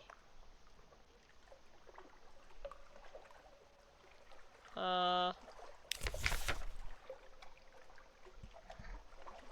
Irrepressible Cannoneer? Well, sure. Why not? Oh no, I already have a gunner!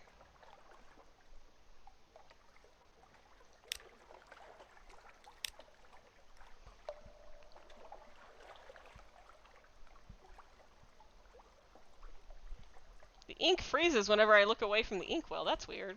Oh well.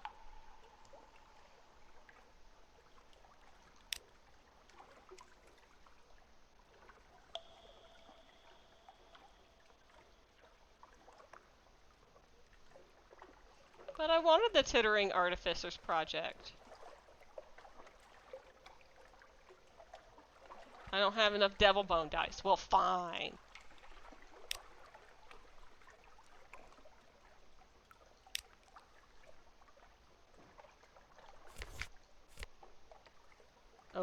Oh, they have illicit literature, guys.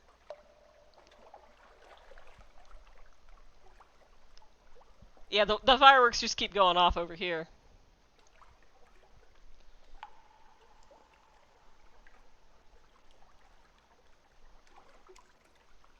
The flies will caress me with their wings. No, I don't know. I don't want that. I don't want that. I'm leaving. Goodbye.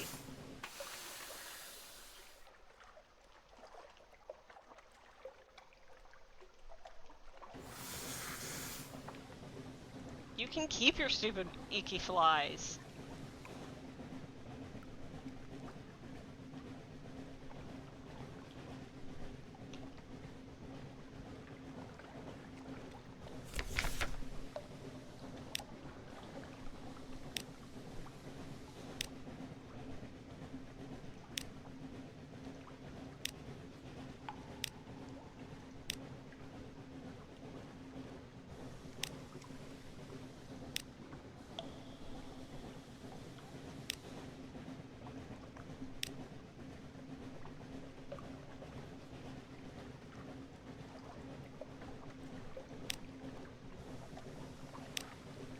I don't need no stinking book. I need the money.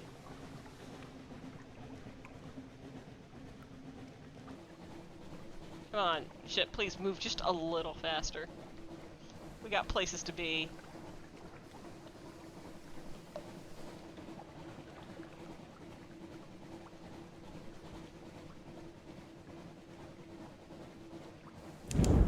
Oh yeah, that's right, I forgot. F.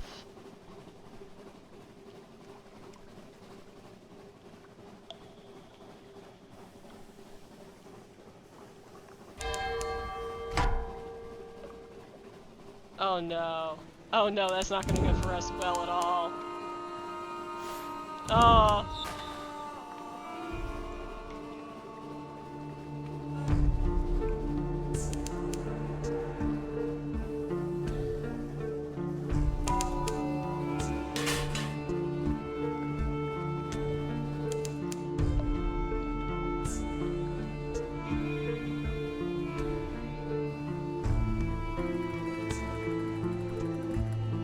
It says there's a port, but there's no place to port, to dock.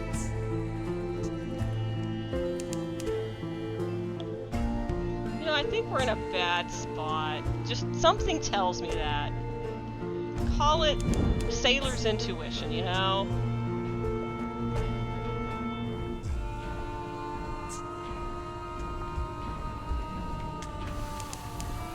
Maybe I should get away from the Dawn machine.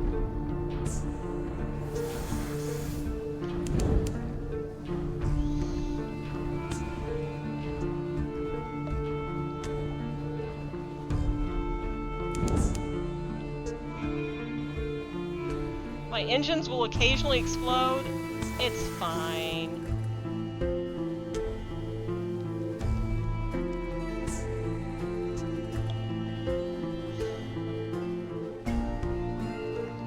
On the Comstock Act. Oh, yeah. Oh, shit. Oh, shit. They're gonna find us. They're gonna find us, guys.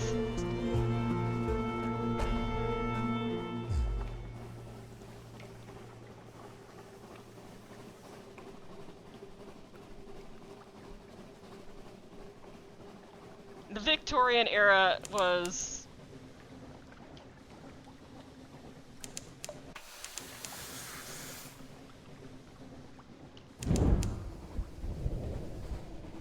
Leave me alone, meanie heads!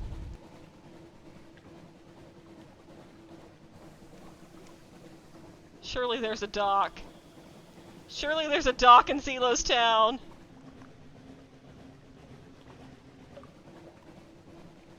I'm gonna try it. I'm gonna see. Haha, fuckers!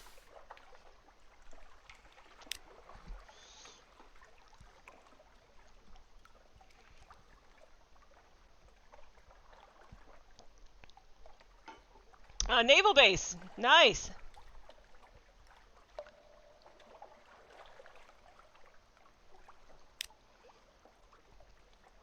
Little, Hey! Commodore! Handsome, open-faced fellow. Open-faced? Ugh.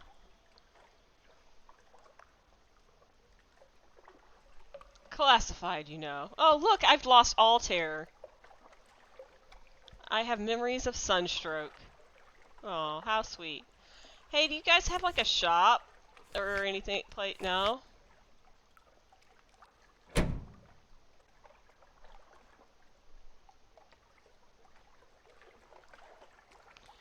I'm gonna go ahead and replace my, We got a cat while you guys were out.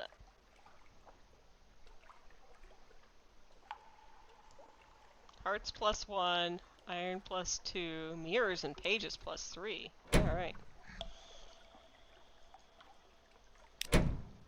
Having a frank, honest face, I mean...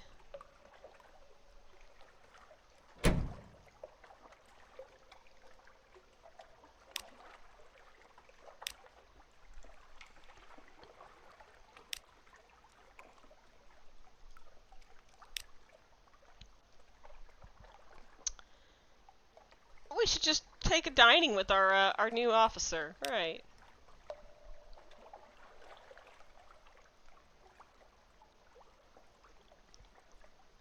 This is just so beautiful. What a beautiful dinner date we had with this lady.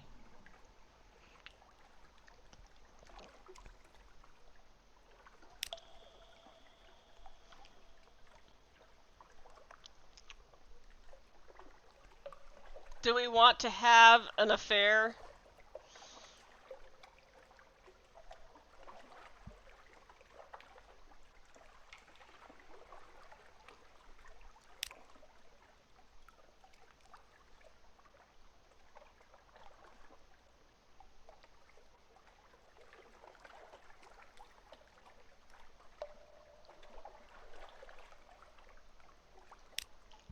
I don't know.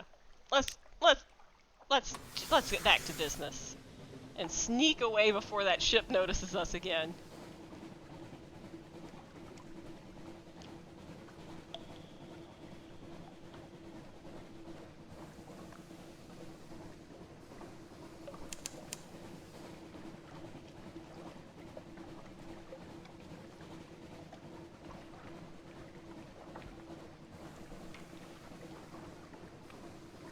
Nowhere to dock there.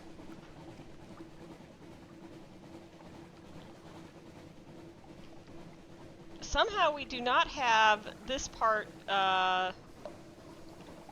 mapped over here. Fuck it.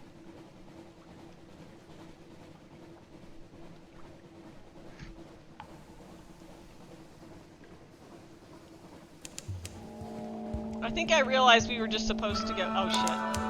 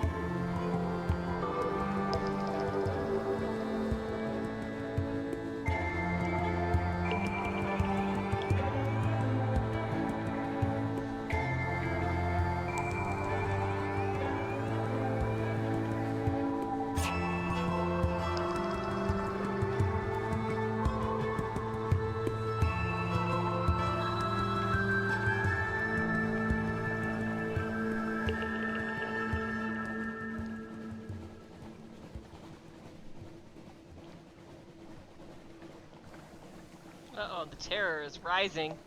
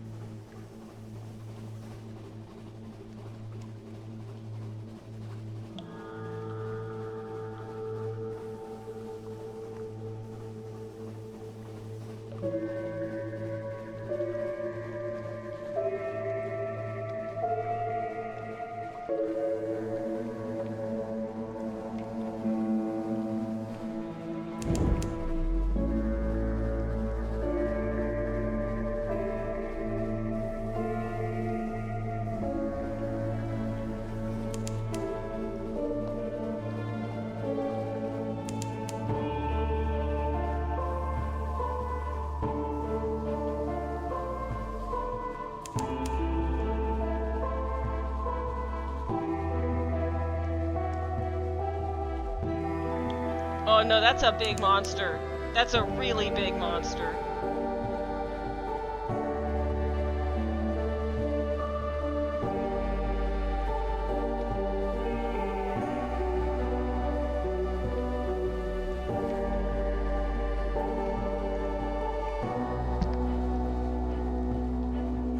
Yeah, guys, I don't know if I'll make it to midnight. I'm trying. I'm trying.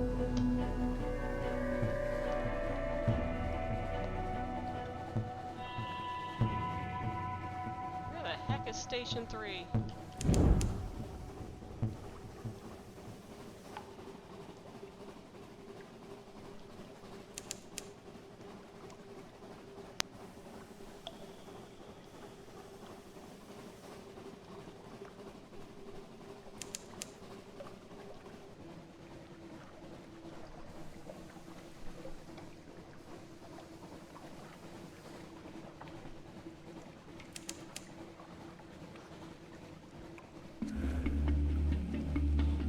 This is not the most interesting game to stream, I will admit.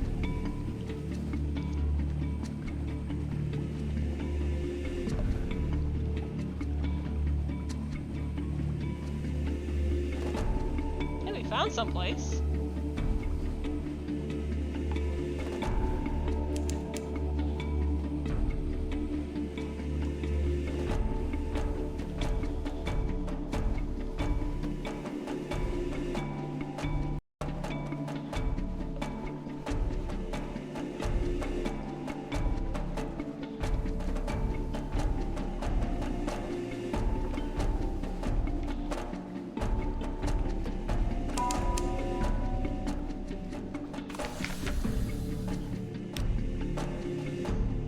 Oh, it's Pirate Town!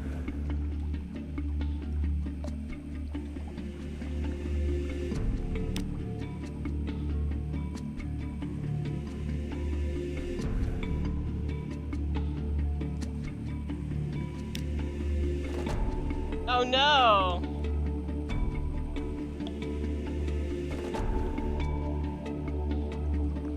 I'm gonna unleash my cat!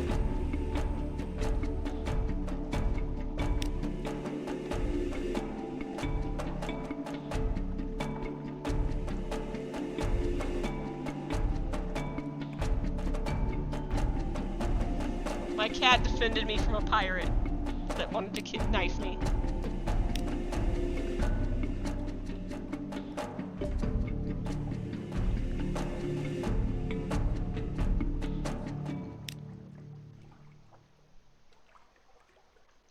Alright, we didn't get anything good out here.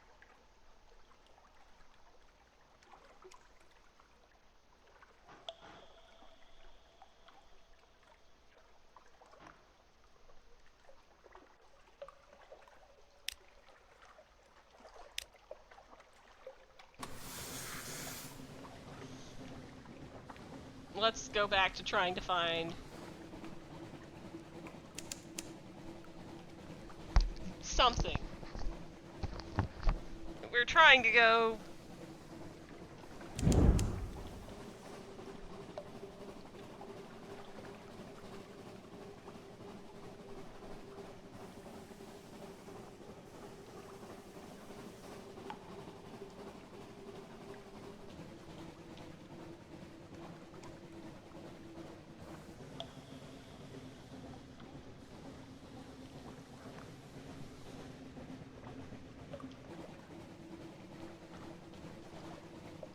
trying to find, I think, a place that was literally right outside of London.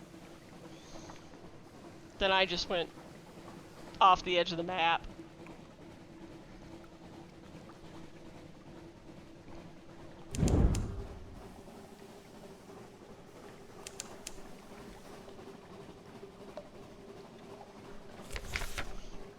Oh no! The engine's exploded!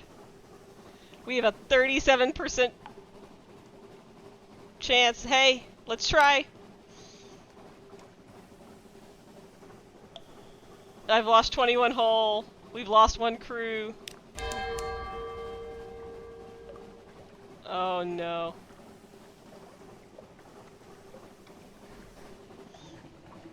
Well, they did warn us the engines would explode.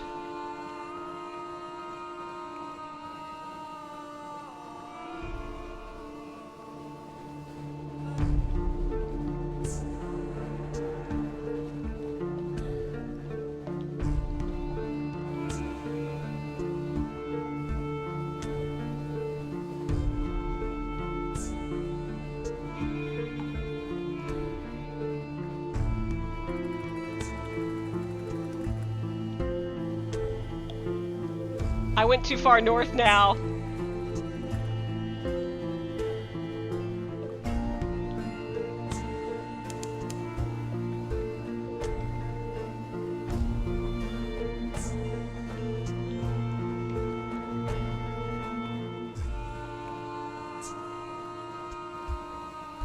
I really want to press the full engines ahead, but we probably won't survive if I do that, so we're just gonna limp our way on down to London.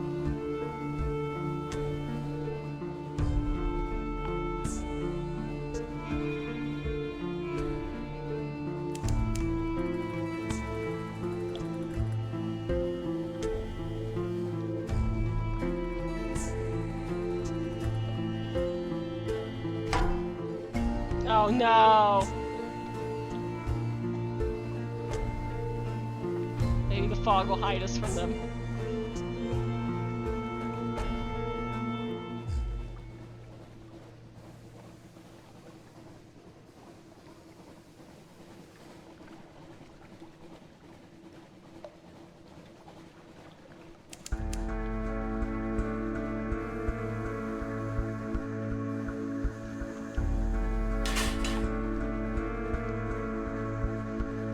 So I think where we were supposed to go is like over here.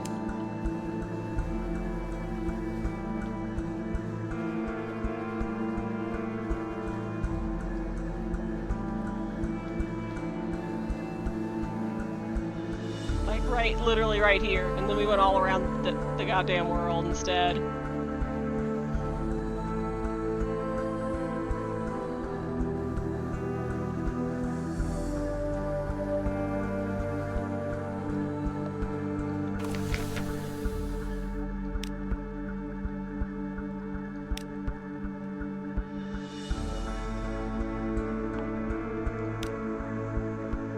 Nope, that wasn't where I was supposed to go.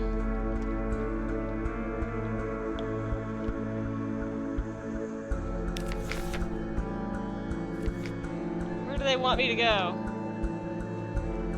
Iron and Misery Company Funging Station, somewhere not far from home waters.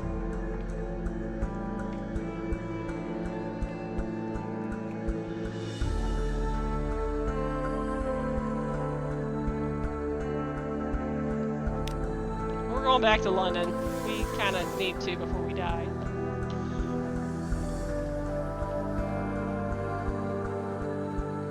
I can be patient and not hit all engines to max. Even if it feels like we're going at a snail's pace.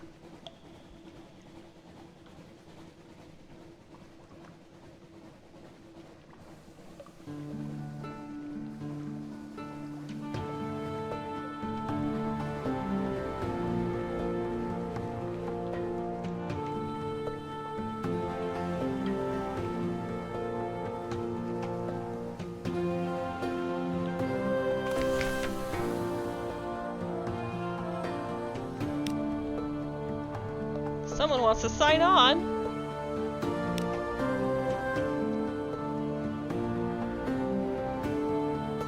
A merchant venture.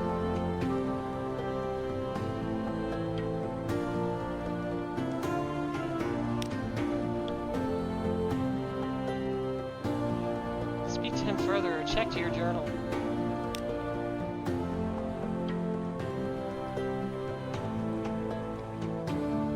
Alright, well, you don't seem to actually want to talk to me. The tattoo parlor?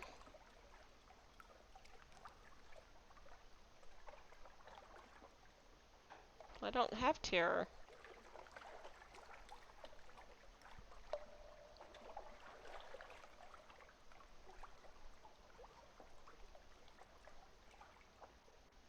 I don't need to cure my terror. I'm gonna go back.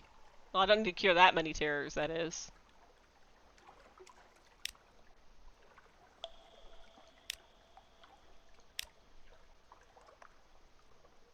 We'll tell him about the canal.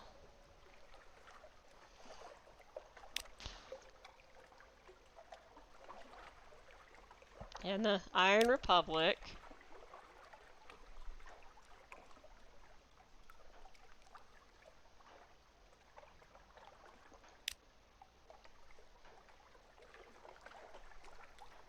The Grand Geode.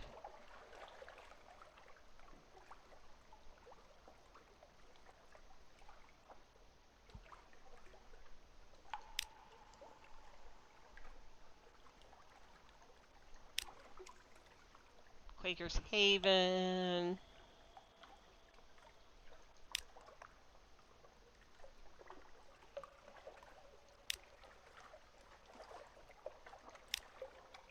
And there's the Admiral himself. You've heard so much about me. I've only given you, like, literally just a few reports.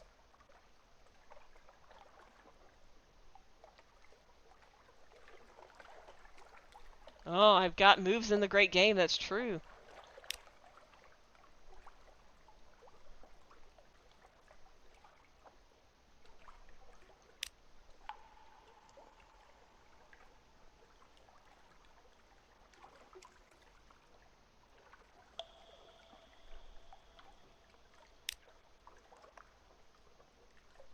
Blah, blah, blah. Visit more ports. Sure.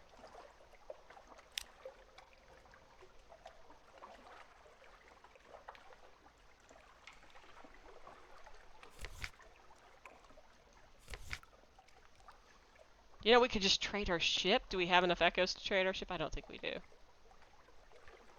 No. No, we don't. Nope, we still have our little piece of shit.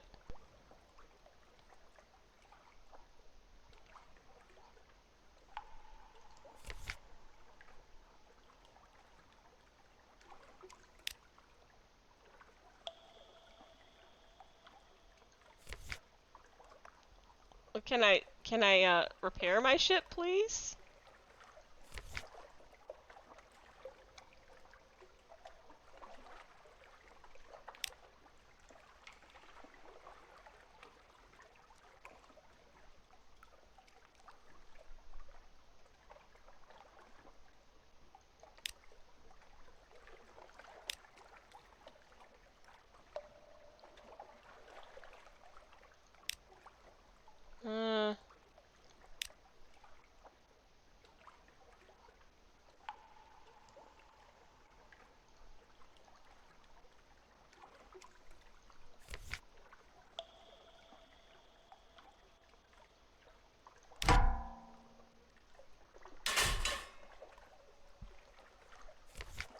I feel like I should be able to repair my hull. But I forget how. It's been a while since I played.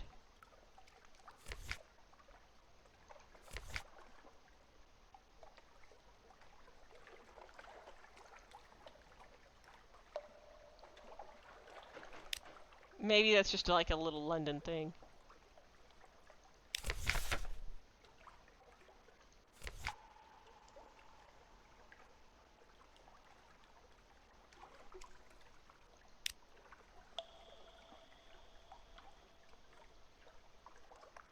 Ah, put the ship in dry dock, yes.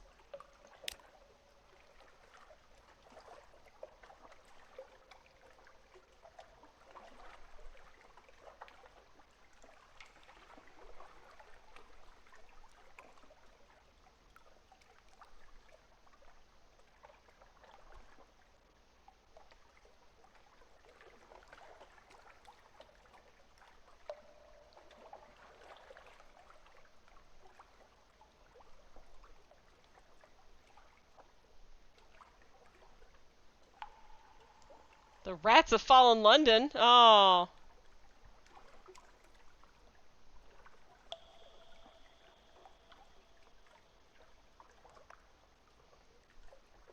They won't do it if I have a cat. Well, that does make sense.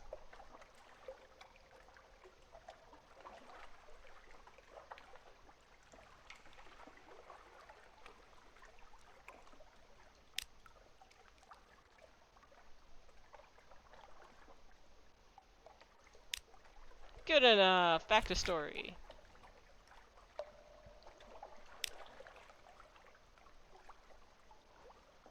Someone wants to join our crew.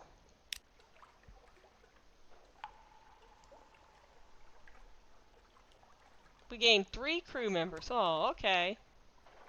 They have no face.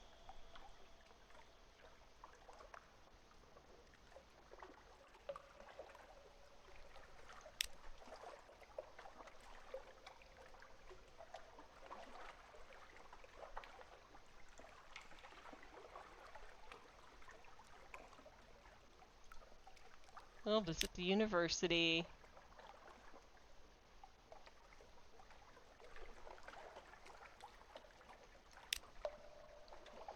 Oh, look at this beautiful starving Victorian child here.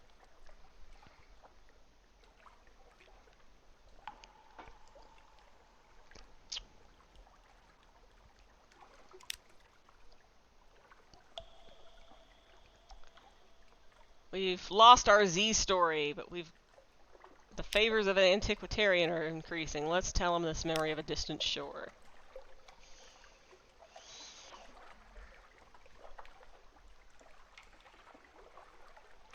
The macabre memories.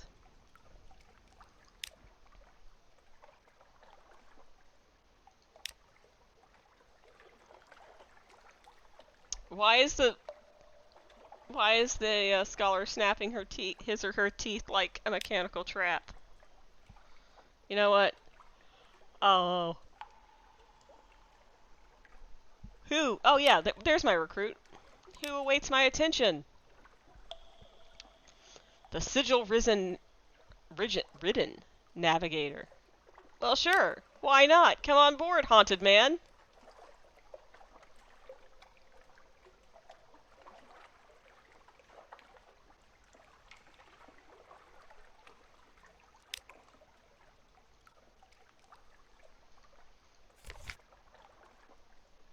It's just a haunted little guy. He's just a haunted little guy.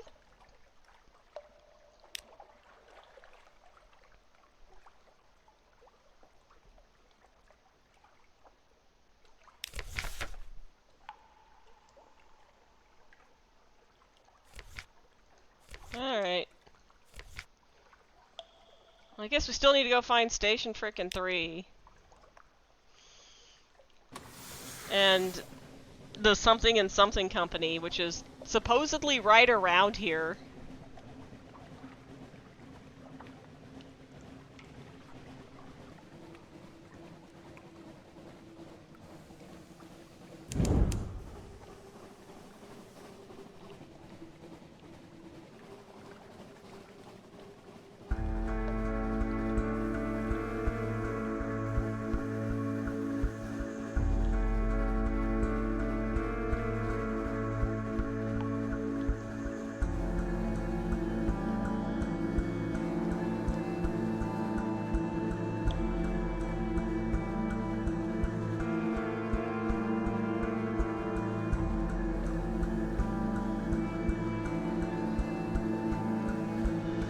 The Iron and Something Company is what we're looking for. Or Station 3.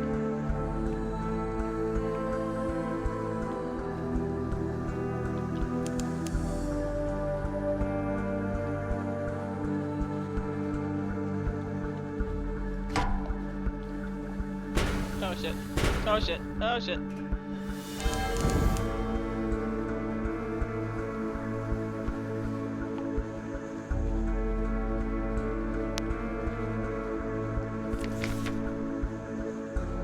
Oh no, we found treasure! As we were running bravely away, away, away.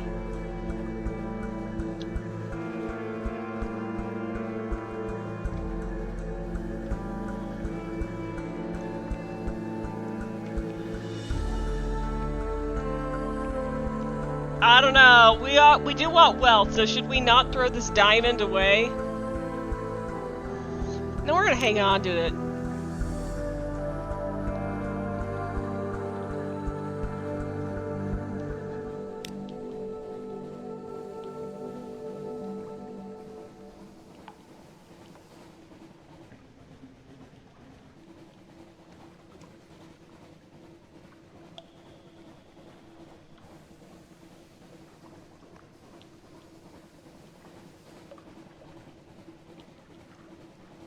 Those little fuckers are looking for us.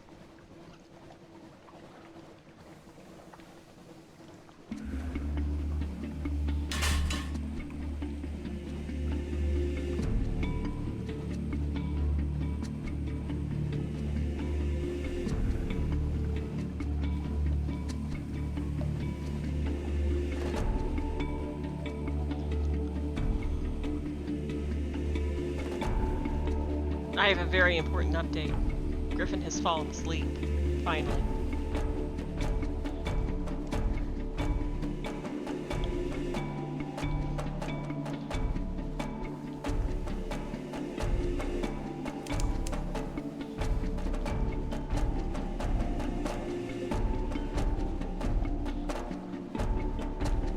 Something awaits me in port?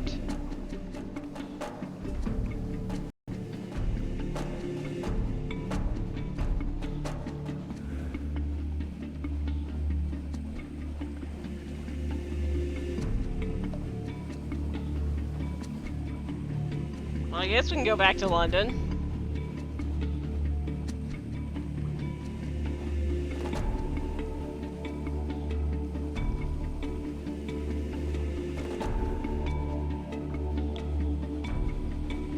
Even though we found and done nothing and earned no money.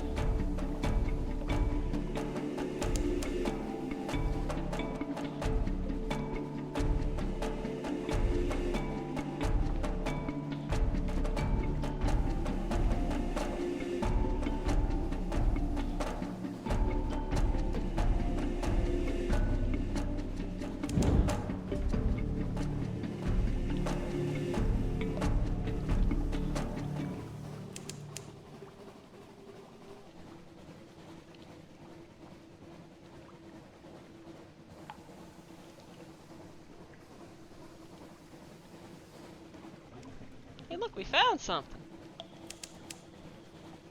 We found salt lions.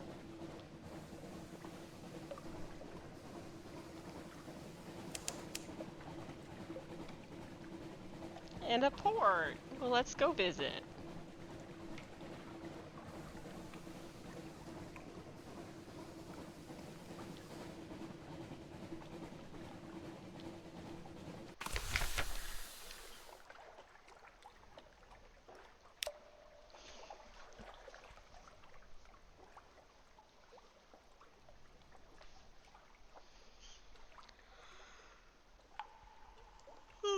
Muscular pick wielders? Alright, sure. An unctuous overseer beckons me to sit. Well, why not? What an invitation.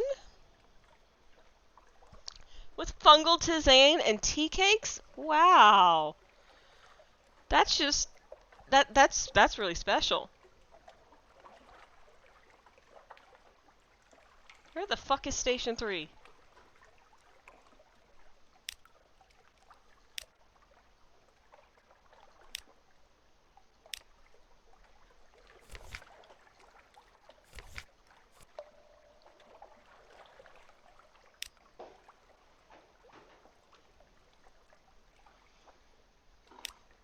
Let's eat with this navigator fellow.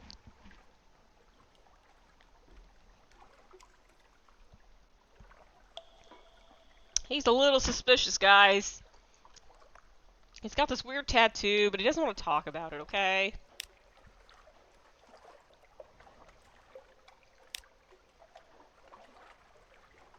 Your sleep is riddled with dreams of bells and candles? He wants to go to the Chapel of Lights to find his lost memories.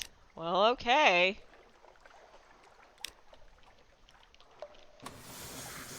Sure we'll be able to find that.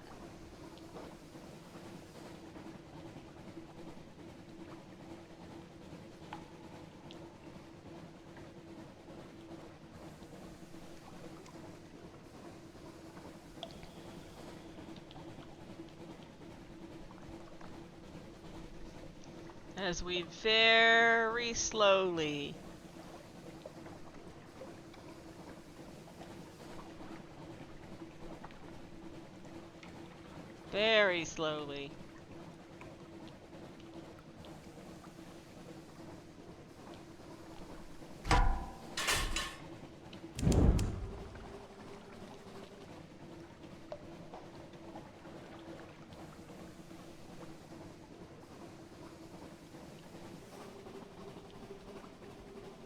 What is that? My page's score is 26 to gain a secret. Oh, okay.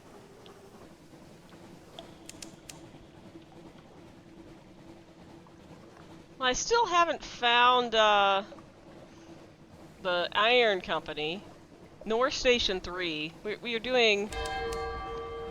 Yes, I know. I've got something waiting for me back at port. I'm heading that way.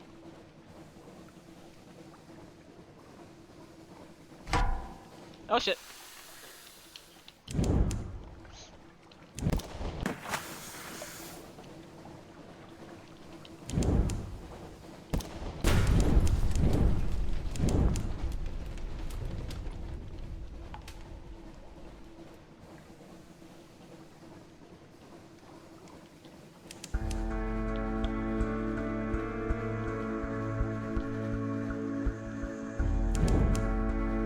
We will die.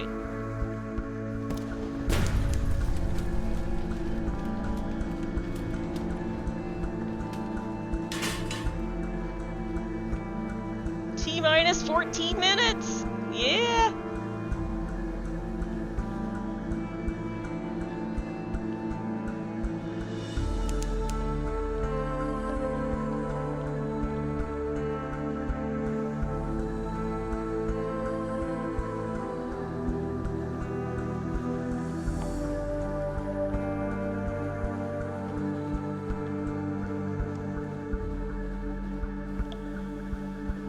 Ship is so slow. Their damage isn't too bad though.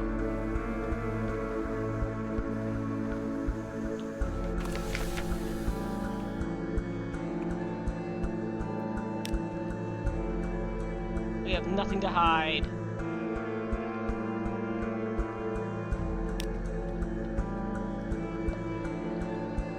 Messages from the Harbor Master. Something has changed in the Neath. Someone wants to sign on!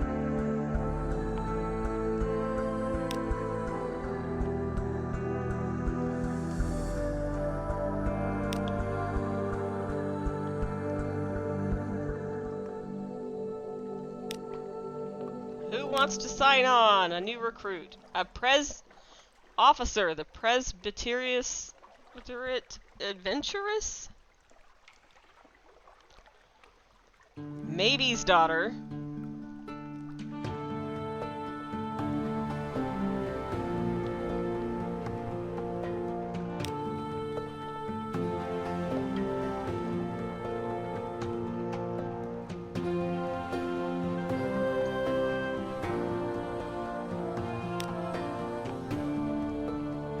Like, I don't know why we get so many dang gunneries.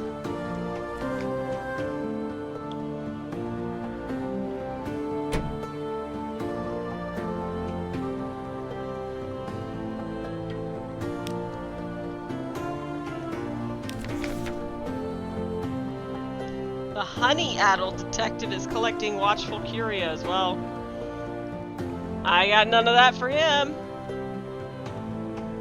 Or any of that stuff.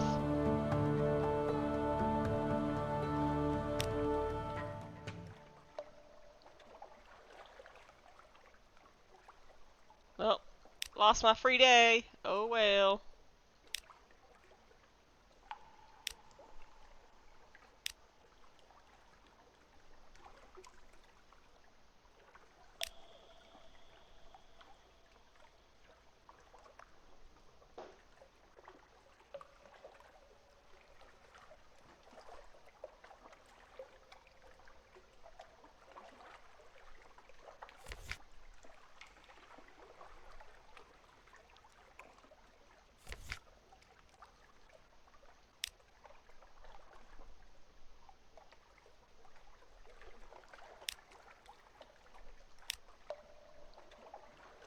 Let's submit our support on the Salt Lions.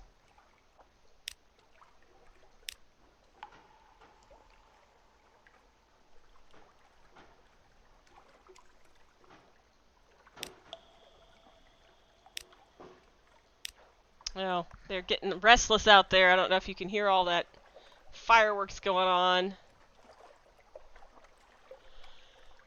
Oh, we're gonna run out of money in a second here. Alright guys, we got 10 minutes left. I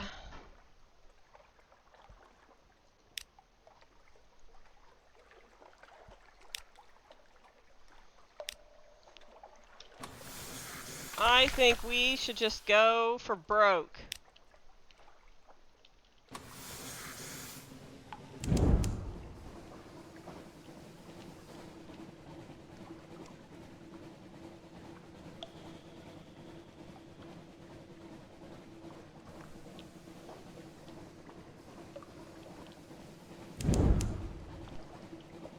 Because do we really think we're going to revisit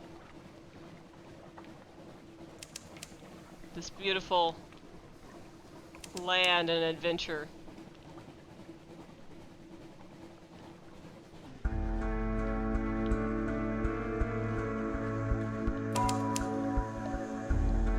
Department of Menace Eradication.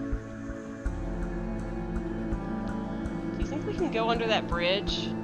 Let's try it. Nope.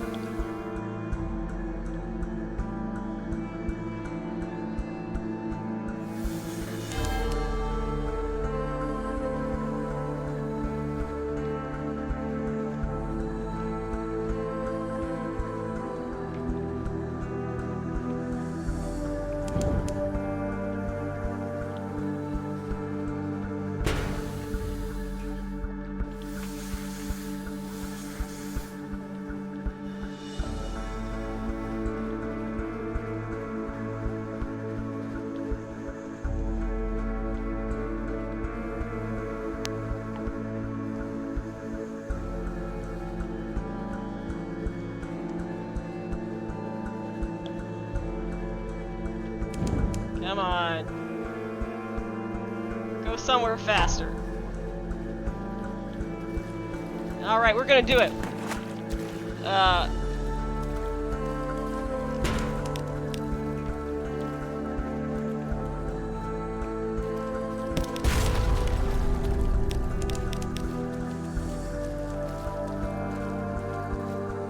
Blood in the water. Ha! Fuck you, giant sea creature. Let's dissect it for knowledge, why not?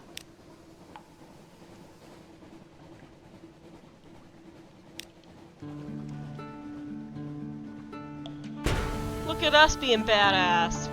10 minutes in.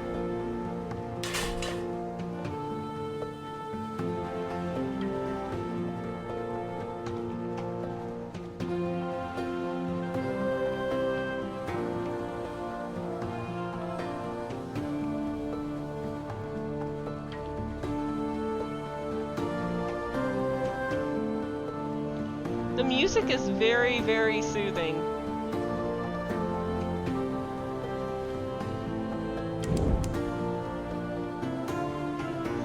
No one cannibalized anyone tonight.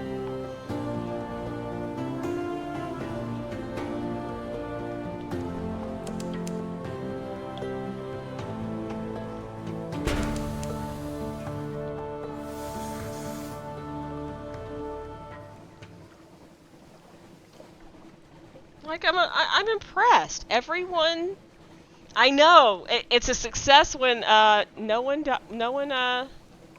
chews anyone else's arm off.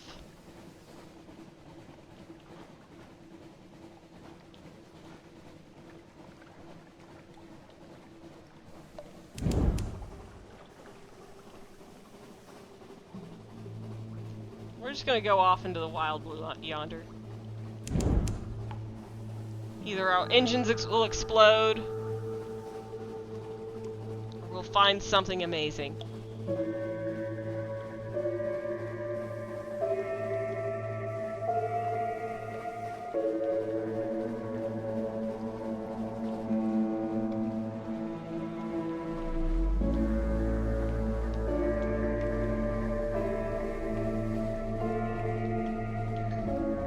Oh, I got 5 minutes left.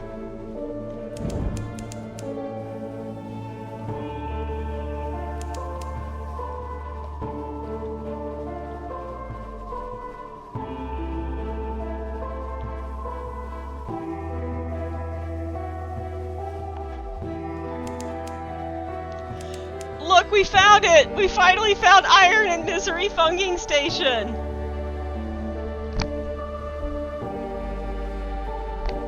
That was not just outside of London waters. The heck, game.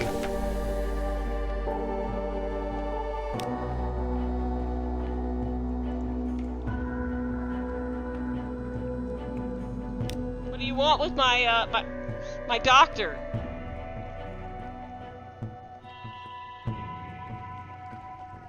Oh, it's her father.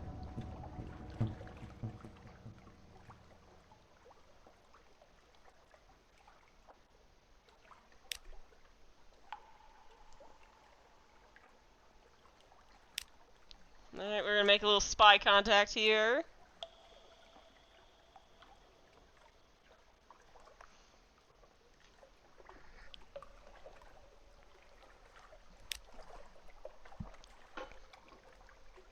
Tea with the factor?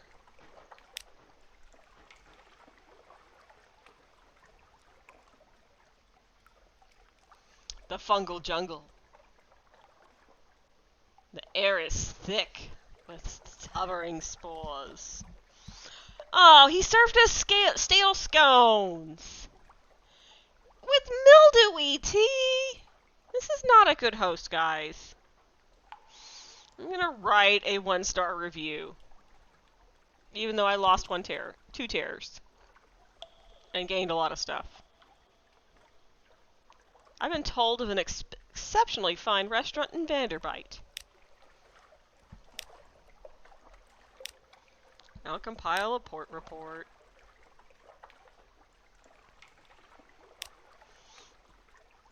Got some supplies. Uh-oh, I got 5 terror from that.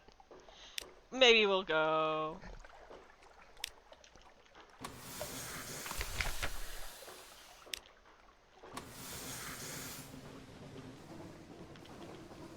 Something happened.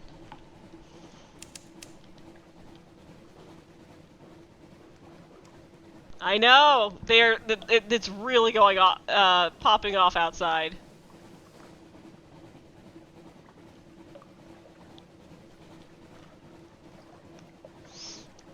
I hope that they get it out of their system within an hour?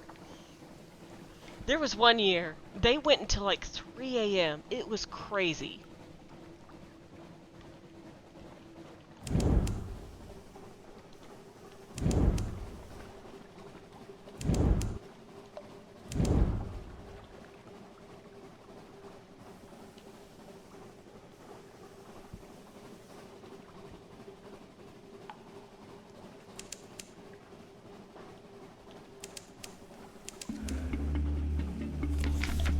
Oh no!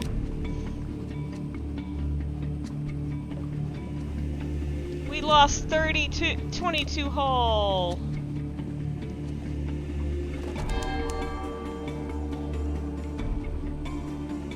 I forgot we had a ZVAT.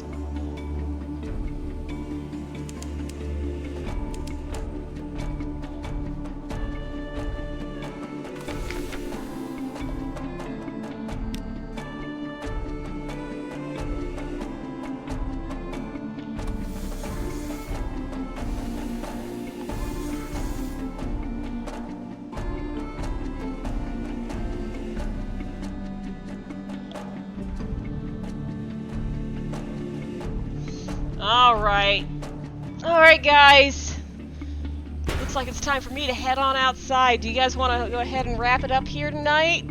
Call it a night? I know we're doing such interesting things. Thank you all for coming and hanging out. We will pick back up on Saturday! New year! New us! We'll figure out what we're playing then. Thank you all for hanging out with me tonight. It was fun. Happy New Year. New year, new us, guys. All right. Until then, I will see you in just a few days. Until then, good night, everybody. Happy New Year.